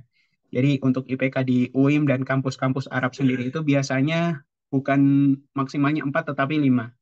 Dan mahasiswa yang mendapat 4,75 selama 2 semester berturut-turut diberikan badal imtiaz atau sebagai hadiah mukafaah. Dan ada badal-badal lainnya. Contohnya adalah badal tajhiz. Jadi ketika badal tajhiz itu apa? Badal tajhiz itu kampus mengganti uang ijro'ah atau prosedural antum selama mengurus berkas-berkas di UIM. Jadi antum menerjemahkan berkas, memfotokopi berkas, nantinya setelah pengumuman kelulusan ada ijro'ah lain, itu semuanya diganti. Jadi teman-teman jangan setengah-setengah dalam mempersiapkan berkas ke UIM. Kalau bisa antum scan-nya menggunakan scan langsung ke mesin fotokopi, jangan menggunakan HP. Lalu penerjemahnya penerjemah tersumpah dan lain-lain. Jadi uang persiapan antum selama mengurus berkas itu insya Allah nanti diganti oleh UIM. Dan ini adalah nikmat yang harus kita syukuri juga. Dan poin kedua adalah Masjid Nabawi. Area kampus dekat dengan Masjid Nabawi sebagaimana tadi sudah dibahas, dan kampus sendiri menyediakan transportasi gratis ke Masjid Nabawi. Yang ketiga adalah tiket pesawat, teman-teman. Jadi kita seluruh mahasiswa yang tulab minah atau dari luar Saudi itu difasilitasi tiket pesawat PP. Jadi pulang ke Indonesia dan kembali ke Arab Saudinya itu difasilitasi tiket pesawat gratis untuk liburan musim panas. Liburan musim panas ini biasanya 2 bulan atau 2,5 bulan. Dan untuk pilihannya itu bisa antum mendarat di Jakarta, Surabaya, ataupun Medan. Kemudian ini subsidi makan. Jadi teman-teman, walaupun kita mendapatkan mukafaah 840 tadi, biaya hidup makan di Saudi juga itu lumayan besar gitu. Jadi biaya hidup makan di Saudi itu biasanya sekali makan 10 real sampai 15 real. Yang dimana kalau kita kita konversi ke rupiah itu bisa 40.000 sampai 60.000 untuk sekali makan. Dan alhamdulillah di UIM sendiri eh, jamiah atau kampus itu memberikan subsidi makan, yaitu hanya sekitar 4 real saja sehari untuk 2 kali makan dan 5 real sehari untuk 3 kali makan. Fasilitas selanjutnya teman-teman ada transportasi. Transportasi ini gratis biasanya untuk ke Masjid Nabawi, bandara untuk antar jemput tulab ke Ma'alim seputar Madinah, dan juga bisa untuk umroh. Umroh sendiri ini pun difasilitasi oleh kampus untuk berangkat pulang pergi umroh. Yang keempat ada perpustakaan, di mana perpustakaan di UIM ini sendiri memiliki koleksi kitab dan manuskrip yang sangat lengkap. Dan terakhir dan selanjutnya ada rumah sakit. Dan biaya pengobatan di rumah sakit ini gratis bagi seluruh sivitas kampus. Selanjutnya ada asrama, teman-teman. Asrama, alhamdulillah, asrama di UIM. Jadi ketika antum diterima di UIM, insya Allah setiap tolibnya itu mendapatkan asrama. Baik asramanya yang ada di komplek kampus sendiri ataupun di luar komplek kampus. Dan bagi teman-teman yang dapat asrama di luar komplek kampus pun disediakan transportasi untuk ke kampus. Dan asramanya full AC, alhamdulillah. Dan satu kamar itu biasanya 2, 3, 4, atau bahkan 6 orang. Dan kamarnya ini disekat, jadi ada privasi. Dan di gedung asramanya juga ada, sebagaimana tadi, fasilitasnya ada kamar mandi di setiap lantai, ada tempat jemur, ada dapur, dan lain sebagainya. Dan selanjutnya ada sarana olahraga. Jadi untuk teman-teman yang jenuh, misalnya ingin mencari hiburan lain, bisa olahraga. Dan di UIM sendiri ada lapangan indoor dan lapangan outdoor. Dan ada juga gym atau sport center. Tetapi sport center sendiri ini ada biaya langganannya per bulan. Dan ada juga kolam renang. Oke, Fasilitas terakhir teman-teman. Afwan, Kak Hasan, ini mungkin kita ini ya, percepat ya. Insya Allah mungkin 2 menit lagi kurang lebih kita akan beralih ke sesi tanya jawab. Mungkin langsung ke ini saja. Pendaftaran. Bismillah. Kita lanjutkan teman-teman, tips masuk UIM tadi mungkin sudah dibahas. Kita langsung ke pendaftaran UIM. Antum bisa baca di sini ada syarat-syarat umum untuk masuk UIM. Dan untuk masuk UIM sendiri, pendaftaran UIM itu minimalnya berusia 17 tahun dan maksimalnya berusia 25 tahun untuk jenjang sarjana dan persiapan bahasa. Selanjutnya, untuk berkas-berkas yang wajib disiapkan. Berkas pertama yang wajib disiapkan teman-teman itu adalah ijazah SMA atau sederajat, yang ijazah aslinya dan juga terjemahannya. Dengan catatan terjemahannya tersumpah, kemudian transkrip nilai dari ijazah SMA asli, kemudian akte kelahiran asli dan terjemahan, SKCK atau surat catatan kepolisian, serta terjemahan. Mungkin antum bisa baca, dan ini berkas-berkas wajib semuanya perlu disiapkan dan di-scan dalam bentuk JPG dan PDF. Dan kami sarankan untuk di-scan langsung di mesin scan atau di fotokopi langsung, tidak menggunakan HP. Dan ini berkas-berkas pendukung, antum bisa menyertakan SKKB asli dan terjemahan, kemudian bisa juga menyertakan identitas antum berupa KTP, kemudian mempersiapkan surat rekomendasi. Surat rekomendasi ini bisa dari tokoh atau lembaga. Dan juga disyaratkan TOEFL atau IELTS bagi pendaftar fakultas umum. Kemudian ijazah-ijazah dan sertifikat yang mendukung seperti ijazah hafal Quran, hafalan mutun, daurah itu juga dibutuhkan, dan jika teman-teman punya langsung di-upload, disertakan di kolom ijazah dan sertifikat. Dan ini ada catatan teman-teman, SKCK tidak lebih dari 6 bulan setelah diterbitkan. Dan terjemahan dokumen berupa terjemahan berbahasa Arab tersumpah. Untuk ijroatnya, antum bisa pertama masuk web resmi Study in Saudi. Antum bisa memilih 5 kampus untuk 3 jurusan berbeda.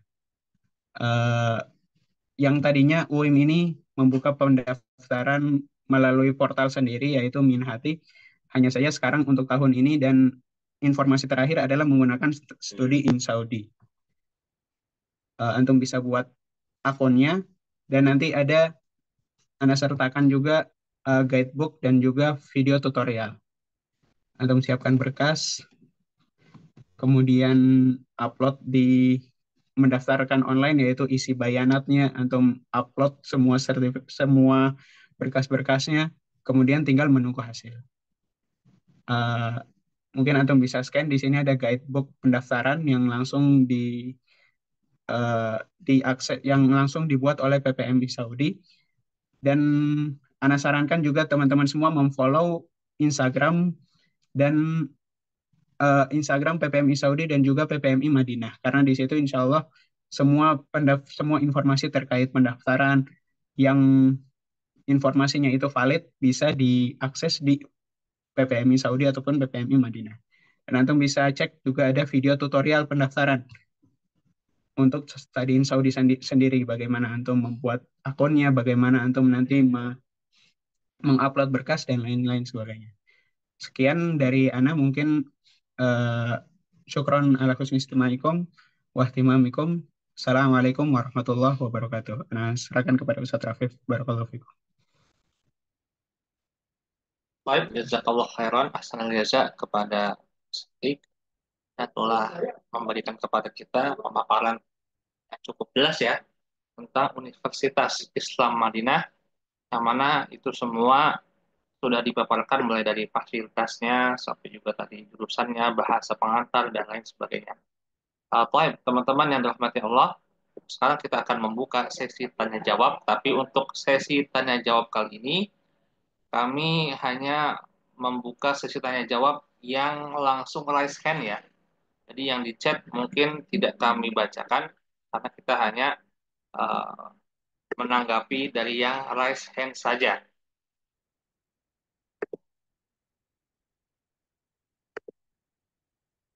Oke ya, untuk saat ini sudah ada satu orang yang raise hand, mungkin kepada Alma, dipersilakan untuk bertanya. Assalamualaikum. Waalaikumsalam warahmatullahi wabarakatuh. Bismillah, Ana mau tanya, Ustaz. Kemarin pas bulan Juli, Alhamdulillah Ana udah daftar Study in Saudi, dan berkasnya Alhamdulillah semua lengkap, dari berkas pendukung, berkas utama semua lengkap. Tapi pas beberapa bulan Ana cek, statusnya mulgoh. Apakah status mulgoh itu masih ada harapan keterima atau emang udah tertolak mutlak? Syukran. Oke, mungkin untuk pertanyaan pertama ini langsung kita jawab ya. Kita berikan kepada mungkin dari Kak Iqbal dulu untuk menjawab, silakan. Ya, baik. Barakallahu fikum. Untuk terkait status pendaftaran, baik dia yang sudah mulgha atau tertolak dengan jangka yang cepat ataupun jangka yang lama, insya Allah masih bisa atau masih ada peluang untuk mendaftar kembali di platform studi Saudi. Karena sesuai dengan peraturannya, itu sampai atau batas maksimal umurnya 25 tahun.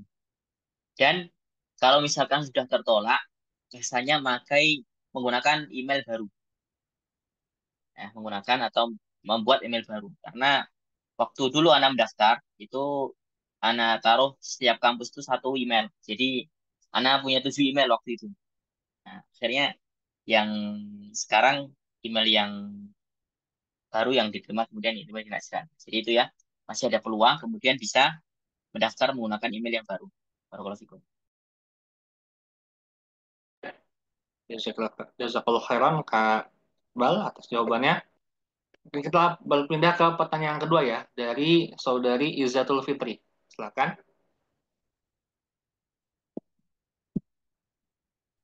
Toib Ustaz, Bismillah, izin bertanya. Ana ingin bertanya, apakah boleh mendaftar dengan ijazah pondok yang belum muadalah atau wajib mendaftar dengan ijazah nasional? Barakallahu fikum, Ustaz. Oke, ini mau adalah maksudnya apa ya? Mau adalah Madinah atau seperti apa? Dan kalau libat tidak bisa Muadalah Madinah. dari Madinah. Muadalah dari kampusnya, Ustaz. Oh, Dari dari Madinah. kampusnya. Nah, mungkin untuk pertanyaan yang kedua ini kami serahkan kepada Kak Hasan ya, Kak Sidik Hasan. Tafadhol. Nah, untuk prosedur berkas sendiri itu sebenarnya berganti-ganti setiap tahun. Jadi makanya tadi kami sarankan untuk memfollow langsung situs resmi dari PPMI Saudi dan juga PPMI Madinah agar nanti mendapatkan update yang valid dan jelas tentang informasi-informasi seperti tadi, apakah SKCK-nya berapa lama ataupun apakah ijazah pondok bisa ataupun dan lain sebagainya. Ini bisa langsung dicek info resminya di PPMI Saudi. Dan kalau pengalaman Anda sendiri alhamdulillah sudah muadalah dan alhamdulillah teman-teman sendiri itu untuk pondok yang non muadalah biasanya menggunakan ijazah resmi nasional yang diterjemahkan tersumpah. Adapun teman-teman yang dari pondok muadalah itu bisa menggunakan ijazah pondok langsung tanpa diterjemahkan. Adapun nanti ketentuan dan syarat di tahun-tahun berikutnya itu kan bisa berbeda dan informasi resminya itu merujuk ke PPMI Saudi. Semoga cukup. Barakallahu fikum.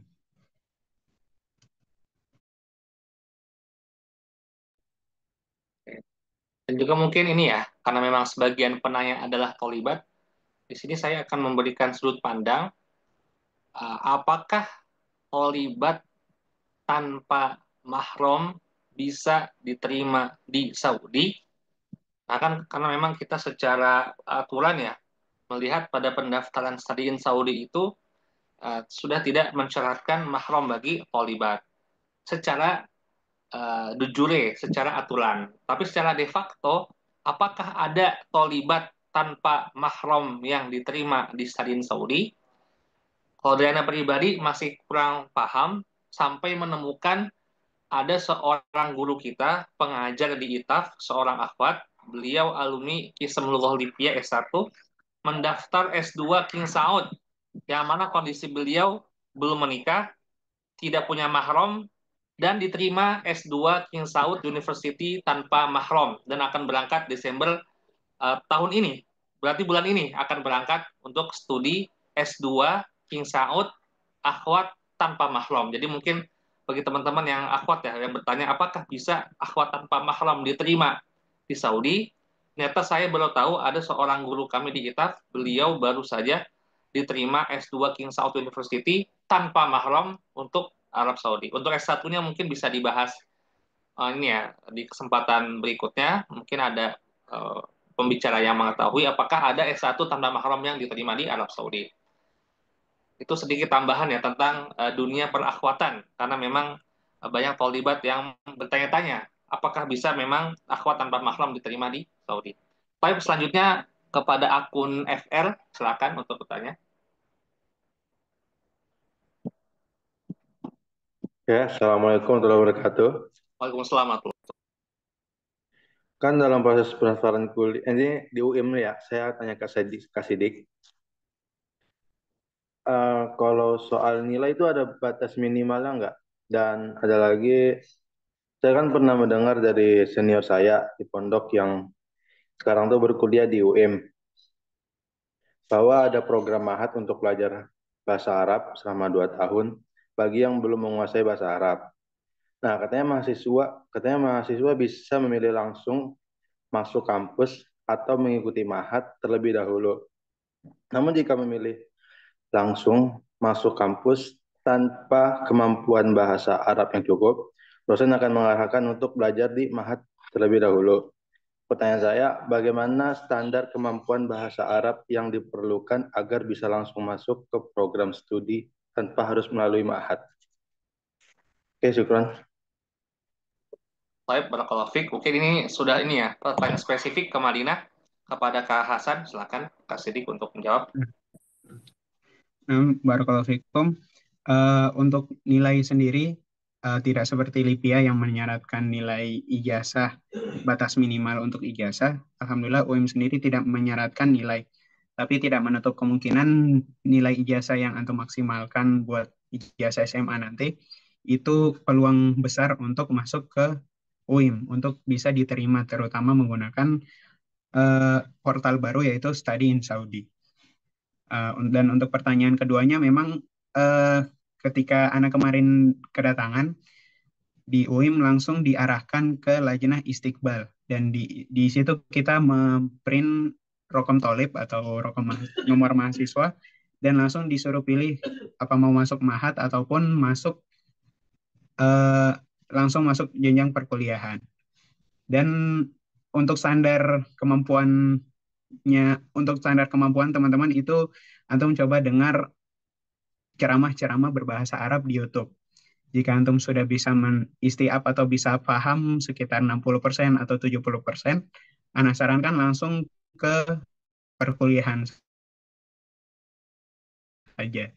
Karena perkuliahan ana sendiri yang alhamdulillah sudah 2 tahun di Libya, pertama kali masuk di UIM itu masih ada adaptasi bahasa selama sekitar 3 bulan atau 4 bulan.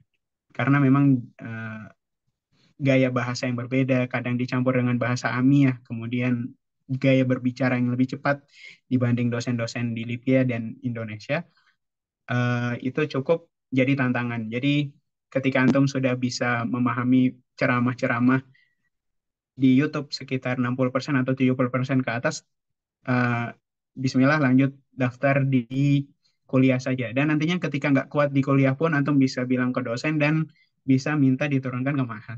Dan di teman-teman kami sendiri ada yang seperti itu.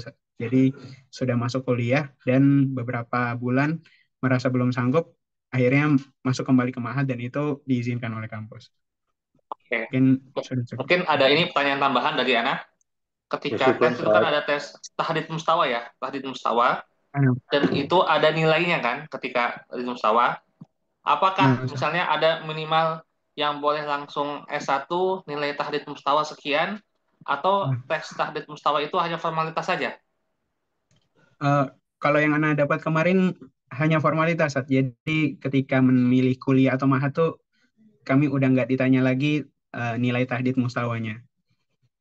Jadi langsung datang ke Lajnah Istiqbalnya, langsung memilih apa mahat atau mau langsung kuliah dan langsung pilih kuliah saat itu juga. Baik, jadi kalau dari pengalaman Ana sendiri tidak mempengaruhi nilai tahdid musawa. Oke, baik, kalau fik. Dan juga mungkin ini ya, ada sedikit cerita juga tambahan dari santri Rumah Quran Itaf, yang mana beliau itu bercerita, teman antum ya, tidak kita sebutkan namanya. Beliau ketika tes tahdid mustawa UIM itu nilai beliau 70-an gitu kan. Sementara ada teman beliau nilai tahdid mustawanya 99, hampir sempurna. Yang diterima di UIM yang 70 gitu. Yang 99 belum rezekinya. Jadi memang seperti yang sampaikan ya, tahdid mustawa itu memang dilihat formalitas dan itu tidak tidak dilaksanakan dalam waktu yang pasti juga ya. Dan tahun ini sepertinya belum ada ya tahun ini. Karena kalau stadion in Saudi kayaknya belum mendengar ada belum ya. Ada ujian tahdid musawa. Baik, barakallahu fiik. Sekarang kita ke akun berikutnya, iPhone 13 Fatan ya. Silakan. Oke, baik. Oke, barakallahu fikum ya. Terima kasih atas penjelasannya ya. Mungkin Ana ingin bertanya ya terkait masalah biaya gitu ya. Ya, kalau Ana ingin bertanya nih gitu. Misalnya kita mau ya katakanlah kita punya teman gitu ya dari Malaysia, misalnya dari Eropa sana gitu. Kita masih silaturahmi. Apakah nanti kampus ada membiayakan duitnya atau emang pakai duit kita sendiri atau emang itu setiap duit pulang pergi aja ya? Syukran, Pak Jazakumullah khairan katsiran. Baik, ini mungkin konteksnya ingin berkunjung ke teman-teman yang tinggal di negara asalnya gitu kan. Kita asal Indonesia, punya teman orang Malaysia, ketika kepulangan pulangnya ingin ke Malaysia gitu ya. Mungkin pernah mendengar kasus ini, mungkin kita coba mendengar dari jawaban Ustadz Iqbal dulu, tafadhol. Nah, subhanallah. Berarti kasusnya ingin pulang ke negara lain gitu, Ustaz, nggak di Indonesia ya? Ya, Baik. Jadi untuk sistem tiket pesawat itu ada dua dua poin. Yang pertama adalah satu, tiketnya maftuhah sama ghair maftuhah.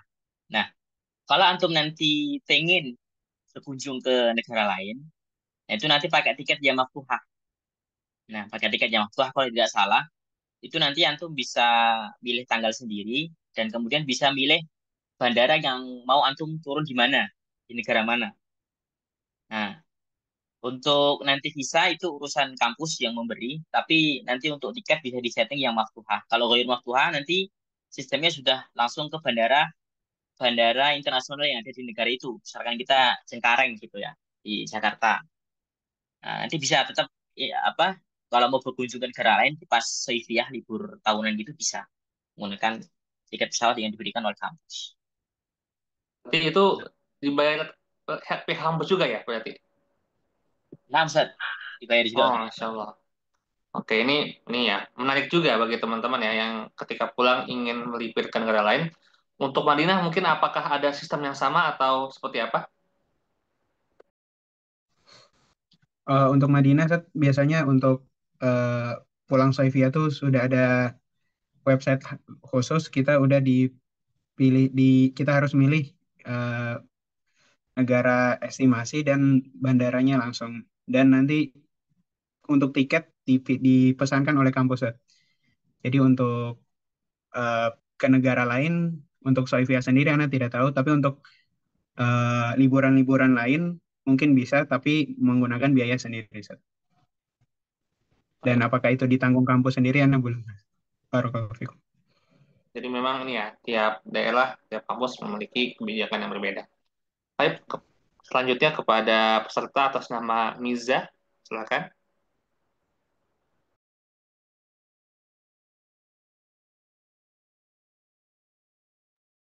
Miza,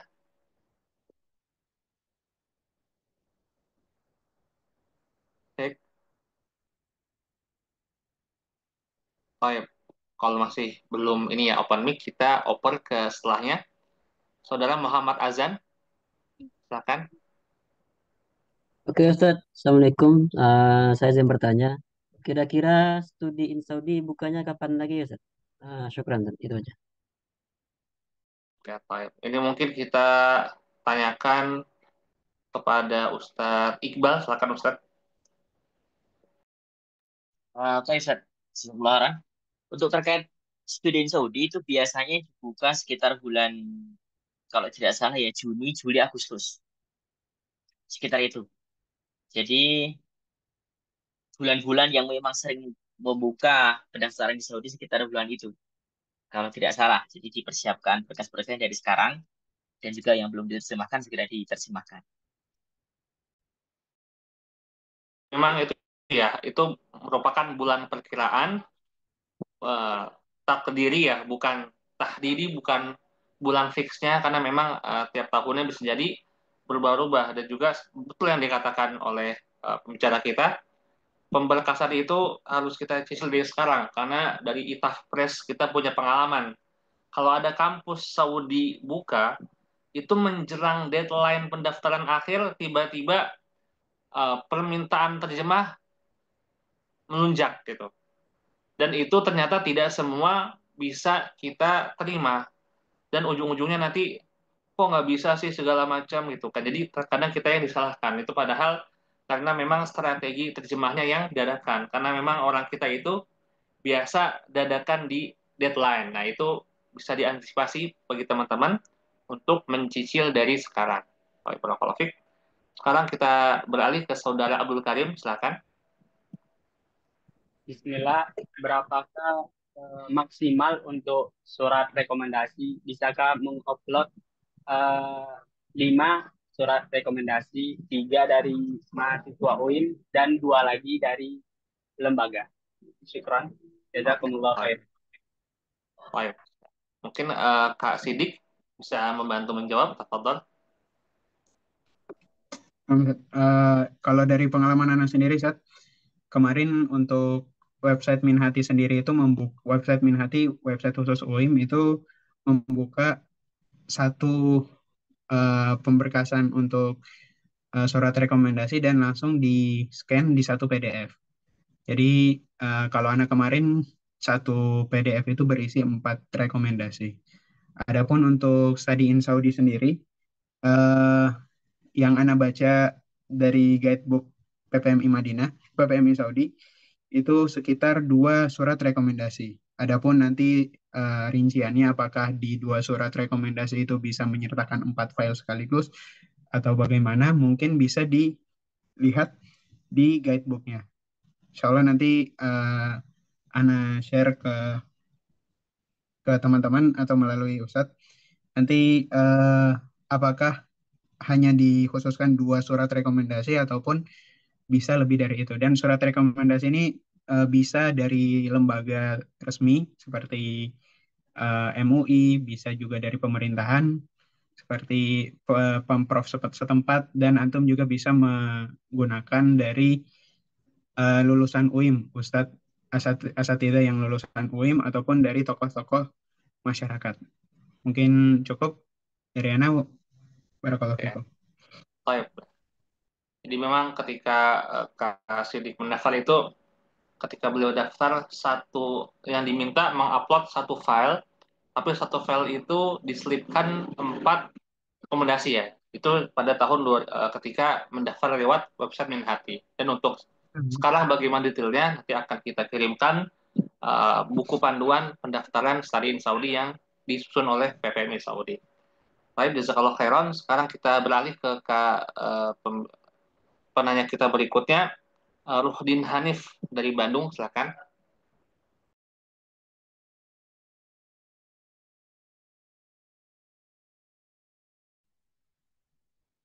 Eh, Assalamualaikum. Afwan, izin bertanya.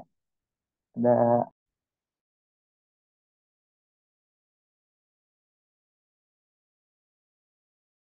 Ya, silakan.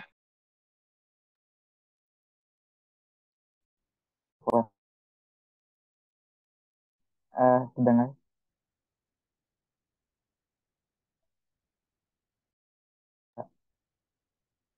eh, mungkin pertanyaan saya yang pertama, kalau buat daftar ke Saudi menggunakan ijazah pondok yang bukan muadalah tuh kemungkinan keterimanya masih ada besar atau tidak gitu. Lalu kemudian kalau buat surat rekomendasi, kalau menurut Ustadz di sini baiknya surat rekomendasi dari siapa? Mungkin begitu, silakan. Oke, baik. Mungkin kepada Kak Iqbal, silakan bisa membantu. Ustaz, terkait dengan ijazah yang belum adalah sebagaimana yang sudah disampaikan oleh Akh Sidik tadi. Jadi, karena kurang tahu ya kalau yang sudah muadalah seperti apa ya Ustaz ya. Cuman kalau yang belum muadalah itu masih ada peluang untuk mendaftar di kampus-kampus yang selain Medina. Ya, misalkan kayak Najran, kemudian kayak Jeddah, di King Abdul Aziz, di King Saud University, dan pilihan atau sebaran kampus-kampus yang lain. Itu untuk ijazah yang mungkin belum termuadalah oleh Universitas Islam Medina. Kemudian yang ini untuk alternatif saja ya, alternatif saja untuk mendaftar. Kemudian yang kedua tadi terkait ya, rekomendasi. Nah, rekomendasi itu mungkin kalau waktu anak kemarin tuh dari Mas Syai di Libya itu sama yang dari MUI. Tapi kalau yang paling berpengaruh, sebagaimana yang sudah banyak yang terdengar itu, kalau tidak salah yang ada lambang Garudanya, misalkan dari bupati atau dari gubernur, atau dari yang selainnya. Nah itu. Tapi yang paling penting ya, yang disampaikan oleh Asidik tadi, dari apa MUI atau lembaga masyarakat atau tokoh masyarakat, atau dari alumni Universitas Islam Madinah, atau masyayikh, kalau misalkan ada kenalan masyayikh, itu bisa mengajukan rekomendasi atau tazkiyah kepada beliau. Barakallahu fikum. Teman-teman, ini pertanyaan masih banyak ya. Tapi kita tutup di nama Hafizah Anwar ya. Jadi setelah itu kita akan tutup sesi kita. Oke, kita lanjut ke Saudara Fahmi, silakan.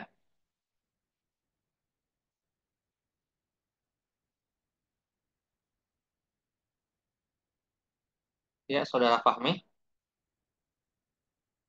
Ada suara? Ya, ada. Suara Terdengar ya. Assalamualaikum warahmatullahi wabarakatuh. Waalaikumsalam.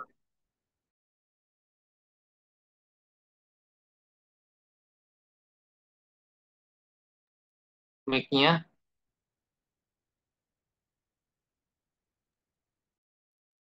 Ya, halo. Ya, terdengar. Halo. Ya. Mau nanya, kalau kira-kira dari antara masa pendaftaran, kemudian sampai dengan pengumuman kelulusan, serta estimasi keberangkatan itu waktunya berapa lama? Itu yang pertama. Kemudian tadi masalah rekomendasi sudah terjawab tadi udah. Terus kemudian hal-hal yang ini tadi yang kira-kira jadi pertimbangan tim penyeleksi di Saudi itu apa aja sih yang menjadikan pertimbangan untuk kelulusan gitu? Apakah seberapa besar misalnya rekomendasi itu eh, menjadi pertimbangan sekian persen misalnya?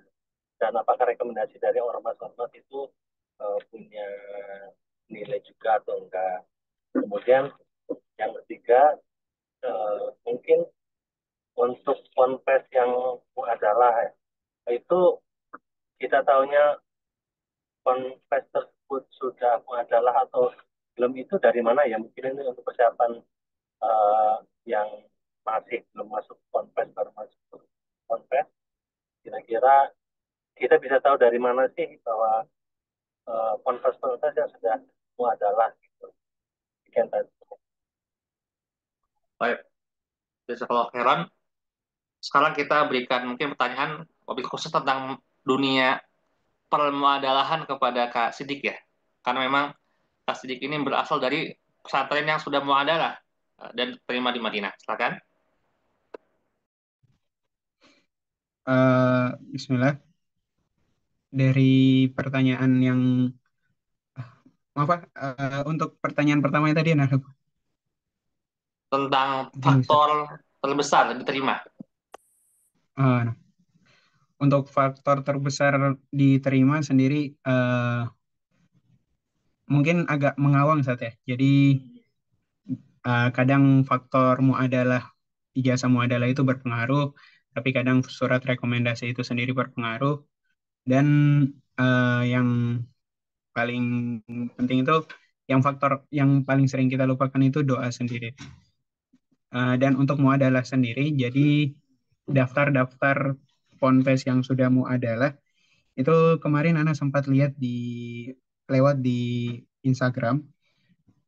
Dan antum kalau misalnya ingin mendaftar ke ponpes, misalnya antum yang masih SMP ingin ke SMA, biasanya ketika pendaftaran itu ponpes itu sudah termasuk dalam iklan ataupun termasuk dalam promosi mereka sendiri adalah sudah mencantumkan muadalah UIM.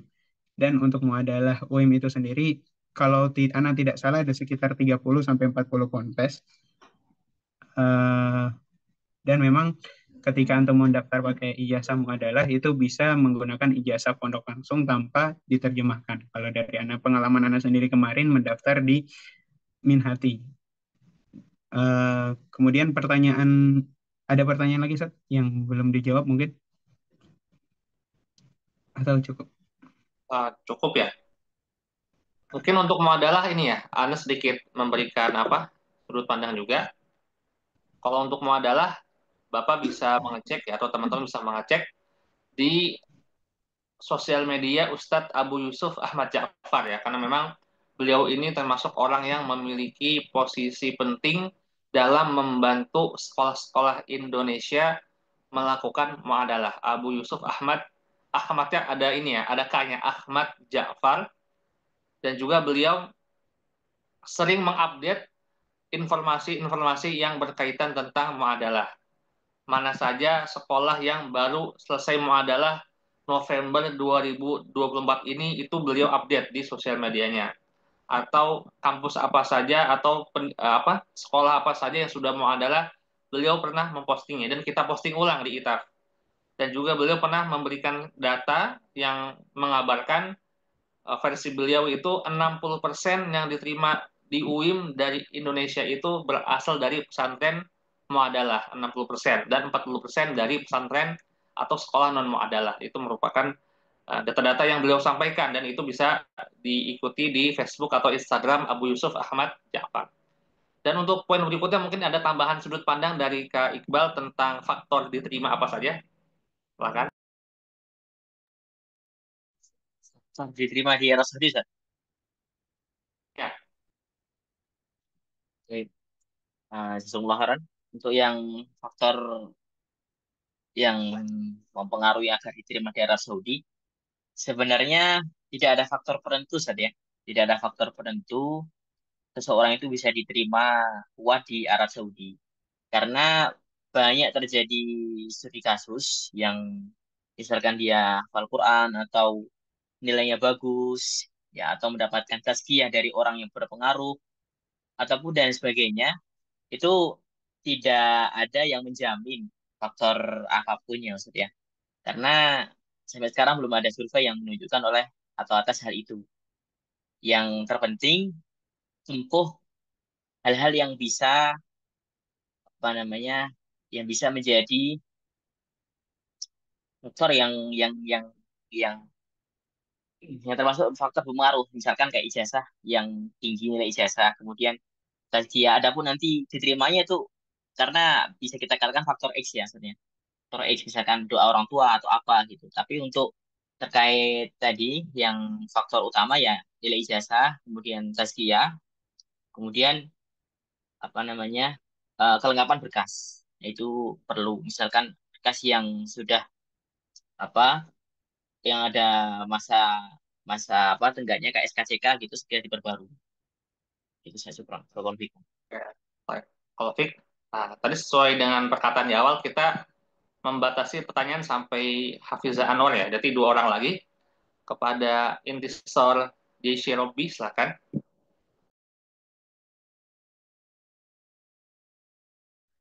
Nah, syukron Ustaz. Ana mau tanya ya, semisal ada liburan gitu, apa boleh kayak nonton Al Nassr atau nonton Formula One? Syukron. Ini pertanyaan ini ya. Apakah boleh menonton seperti itu? Mungkin kita tanyakan kepada Kak Iqbal, silakan. Untuk kegiatan-kegiatan yang seperti itu saja, asalkan tidak mengganggu jam-jam perkuliahan, tidak mengapa. Ya, kalau misalkan pas waktu liburan atau pas waktu apa namanya, intinya tidak menabrak waktu kuliah, tidak apa-apa. Karena kalau misalkan nanti menabrak waktu kuliah, khawatirnya menimbulkan kecurigaan di antara para dosen gitu. Karena nanti sistemnya pakai untuk di sini kan menggunakan absen. Jadi seperti itu, Ustaz. Barakallahu. Itu tinggal ini ya, bagaimana pintar-pintar dalam membagi waktu gitu ya. Baik. Iya, saya Dan terakhir dari Hafizah Anwar, silakan pertanyaannya. Jazakumullah khairan, Ustaz. Saya ingin bertanya, apakah link pendaftarannya dari tahun ke tahun itu sama atau ada pembaruan nanti? Jazakumullah khairan. Oke, baik. Mungkin kepada Kak Sidik bisa dibantu jawab. Nah, untuk linknya tuh masih sama, masih sama di Study in Saudi. Dan misalnya kita sudah mendapat status pendaftaran Mulgo, itu masih bisa daftar lagi menggunakan, entah itu menggunakan akun sama ataupun menggunakan email baru. Dan karena kami punya kaidah di Saudi ini sendiri dan di kampus-kampus Saudi, semua itu berubah-ubah kecuali tauhid. Jadi untuk informasi terkini untuk informasi pendaftaran tahun selanjutnya itu kami sangat sarankan untuk menerima informasi yang resmi hanya dari satu pintu, yaitu dari PPMI Saudi itu sendiri, karena bisa jadi pendaftaran tahun ini bisa berbeda dengan pendaftaran di tahun-tahun berikutnya. Makanya tadi kami sangat sarankan untuk mengikuti PPMI Saudi dan PPMI masing-masing. Seperti antum yang ingin masuk ke Najran, bisa follow PPMI Najran, PPMI Madinah, PPMI provinsi-provinsi Saudi yang lain, yang dimana insya Allah di situ adalah informasi yang resmi, yang update, dan insya Allah valid, bisa digunakan dan terpercaya untuk antum mendaftar di study in Saudi di tahun-tahun berikutnya. Mungkin itu dari Ana. Barakallahu fikum. Ya, baik teman-teman semua, waktu sudah menunjukkan pukul 14.51 ya, jadi kita kurang lebih hampir 2 jam berdiskusi dan juga saling berbagi pikiran dan juga informasi tentang pendaftaran di Arab Saudi.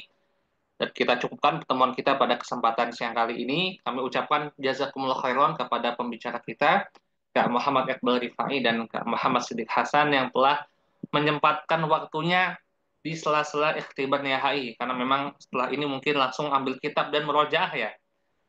Besok sudah ada ikhtibar yang menanti. Kita doakan semoga pembicara kita dalam kesempatan siang kali ini, dengan wasilah informasi yang disampaikan oleh mereka, Allah mudahkan ujian di hari berikutnya. Amin ya Rabbal Alamin.